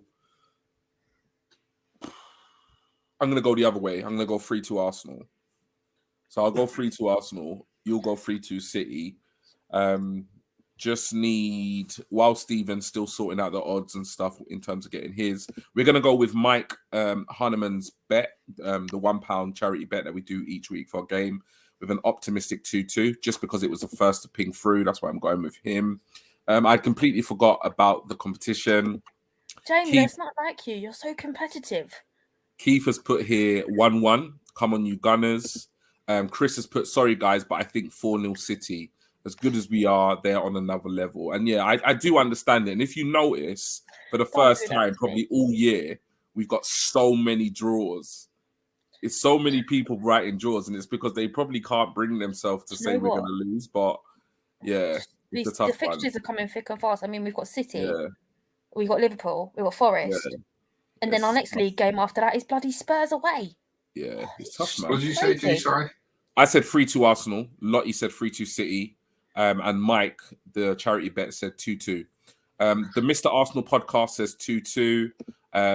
Lee does say postponed. I don't think many of us would actually be that disappointed, to be honest. Cal says 2-1 Arsenal. Now answer the top 6 questions. I'm not too sure what that means. Are there top 6 questions? If we do win, hang on, go back to that one again. Is it in terms of who's going to finish in the top 6? If we win 2-1, it answers our theories on if we're going to finish top 6 or not. I'm guessing this, Cal, so you might need to help me out. Okay, no problem. Clarify a little bit, please, Cal. Keith says can say Arsenal lose. Maybe he meant can't say Arsenal lose. I'm not too sure. The Mr. Arsenal podcast, do you actually think the game will be postponed? I honestly have no idea. I've not seen. I know some of you have hinted at some of the stuff you've seen online. I've not seen anything in terms of hinting that it's going to be postponed. But in the current climate, I wouldn't be surprised. But I've personally not seen anything online. Should say never. 100% Mr. Arsenal podcast. Chris says, isn't it the 3 cup games before Spurs? Yeah, there is, but the fixtures aren't decided yet. You've got the next Carabao Cup and then 2 FA Cups, I think. Yeah, so semi-final 2 legs. The FA Cup has not been drawn yet, so... Okay, cool. Cal said City have flat days. If they don't get an early goal, they start to falter. Stuart says 4-2 City. Cal says just that we can't be a top 6 team. Okay. And Keith says 5-4 to us. Wow. 5-4. Imagine a 9-goal thriller. Confidence. Yeah. Stephen, Keith, if that happens, thank you for the great prediction and thank you for the great game. If that happens. Wow. That'd be a nice piece of history as well. I'm going with 2-1. 2-1 to Arsenal. Yep. And then Mike's 2-all draw is 12-1. Okay. Are the odds on that? So that will return £13. Cool. Brilliant. Nice. So yeah, last comment here before we kind of run through the socials and round up the show. Chris says no, it's the FA Cup between the 2 legs of the semi, and then we play Spurs. Yeah, I can't really remember the actual. Isn't the Carabao Cup 2 legs? I have no idea. Yes, the the FA Cup Carabao hasn't Cup's been drawn yet. The semis 2 legs, the FA Cup, but I don't know what order of the games is. I don't Yeah, know. it's Liverpool, Hang on, then it's Hang on, Forest let me on the get it up. Saturday, I'll get it up. and then it's Liverpool again, I think. Yeah. Hang on, I'll get it up. 1 second. Right, so Brilliant. we've got Liverpool on the 6th, Mhm. Forest on the 9th, Liverpool again on the 13th. Then it is Spurs for the league game. Okay. So yeah, Chris is right then. Yeah. Yeah. Some busy fixtures. That's And for then real. the FA Cup doesn't start till 5th of Feb. Okay. The Does anybody full round hasn't want been chosen yet. to? Anybody want to run through the socials, or do you want me to run through them quickly? You go ahead. Yeah, no problem. Do So it all yeah, yourself. thanks guys. Yeah, thanks guys for tuning in. Obviously we massively appreciate it. It's always a pleasure having you guys join us for our lives. And we definitely, we really wanted. We wasn't sure about tonight's show, but we really wanted to obviously fit in a show before the end of 2021, so we could all wish you an advance Happy New Year. So most of you obviously will know that we are on different social media platforms. If you want to follow us on Facebook, you can go to Cannon Chatter. If you want to follow us on Instagram, it's Cannon_Chatter. And if you want to follow us on TikTok, it's at Cannon_Chatter. Most of you will know us from Twitter. The official Twitter account is at Cannon Chatter.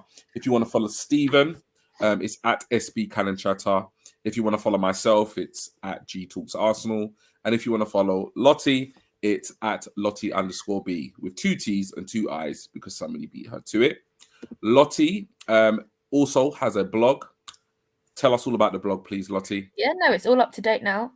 You can even catch our shows on there. I am literally posting the shows as we go. Excellent. As soon as Stephen does his thing on the YouTube settings, you can actually just watch the video straight from the blog now. I do link them in with what I'm writing about, so they do fit around the blogs. I've got some interesting ones out. I've literally done everything up to Sunderland. I've actually thrown an extra 2 interesting pieces I think you all should check out, especially with my thoughts on Aubameyang, which I actually really enjoyed writing, and I had some really good fun writing the Manchester United one as well. So definitely go check it out.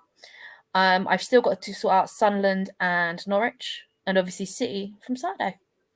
No problem. If you want to catch that, if you go to lottieafc.blogspot.co.uk. If you guys don't remember that, go check my link tree on my Twitter page. Excellent. If you want to purchase any of the Cannon Chatter t-shirts or hoodies, all 3 of us are rocking either the t-shirt or the hoodie in tonight's show. Please do email info@cannonchatter.com or DM SB Cannon Chatter on Twitter, or just drop any one of us a DM. All the details are in the description of this video as well. And most importantly, please do make sure you hit that like button, you turn on those notifications, and you do subscribe to the channel. As I said, we massively appreciate all your support. But if for whatever reason you've not liked this video, please click like right now. If for whatever reason you've not turned on your notifications, do that right now. And if you have, for whatever strange reason, not subscribed to the channel, hit subscribe now before you turn off your laptop or your phone and go to bed. Please, please, please do that. Right, and that's it for the socials. Is there anything else that you guys want to run through before I literally summarize the last little chat that we've got coming through and round up the show? No? Okay. Well, we'll do the last couple of comments. Wow, there's quite a few come in. So we've got Chris here. No, it's FA. Oh, I did that one. Apology. Yeah, Carabao Cup is 2 legs, Liverpool, and then second leg, then Spurs. We clarified that. Keith, great show, guys. Have a good night tomorrow. Come on, you Gunners. Liverpool home. Yeah, we clarified the fixtures. Keith, great show, guys. Really enjoyable as always. Love you. Love you too, Keith. Absolute legend. Lee Meadows, been great to be back with you. Happy New Year, all. Happy New Year to you, Lee. Mike, have a great New Year's, everyone. Hopefully it's a positive start to 2022. Happy New Year to you, Mike. Next one, we have Cal here. Happy New Year, everyone. Bless you all. Bless you too. And Happy New Year to you. Stuart Harrison, thanks all and hope everyone has a great New Year. Happy New Year to you. Keith, Happy New Year. Soz forgot to say that. No man as me. Don't worry, Keith. We feel that. We feel the energy. We feel the love. Don't worry at all. And Cal here, Albert smashes the like button over the bar. G caresses the like button into the corner. I don't know. It's been one of those shows, isn't it? Like, to be honest, it's unscripted, isn't it? Do you know what? This is one of those shows. I'm gonna read that again to clarify. Wait. Albert smashes the like button over the bar. G caresses the like button into the corner. I kind of like that.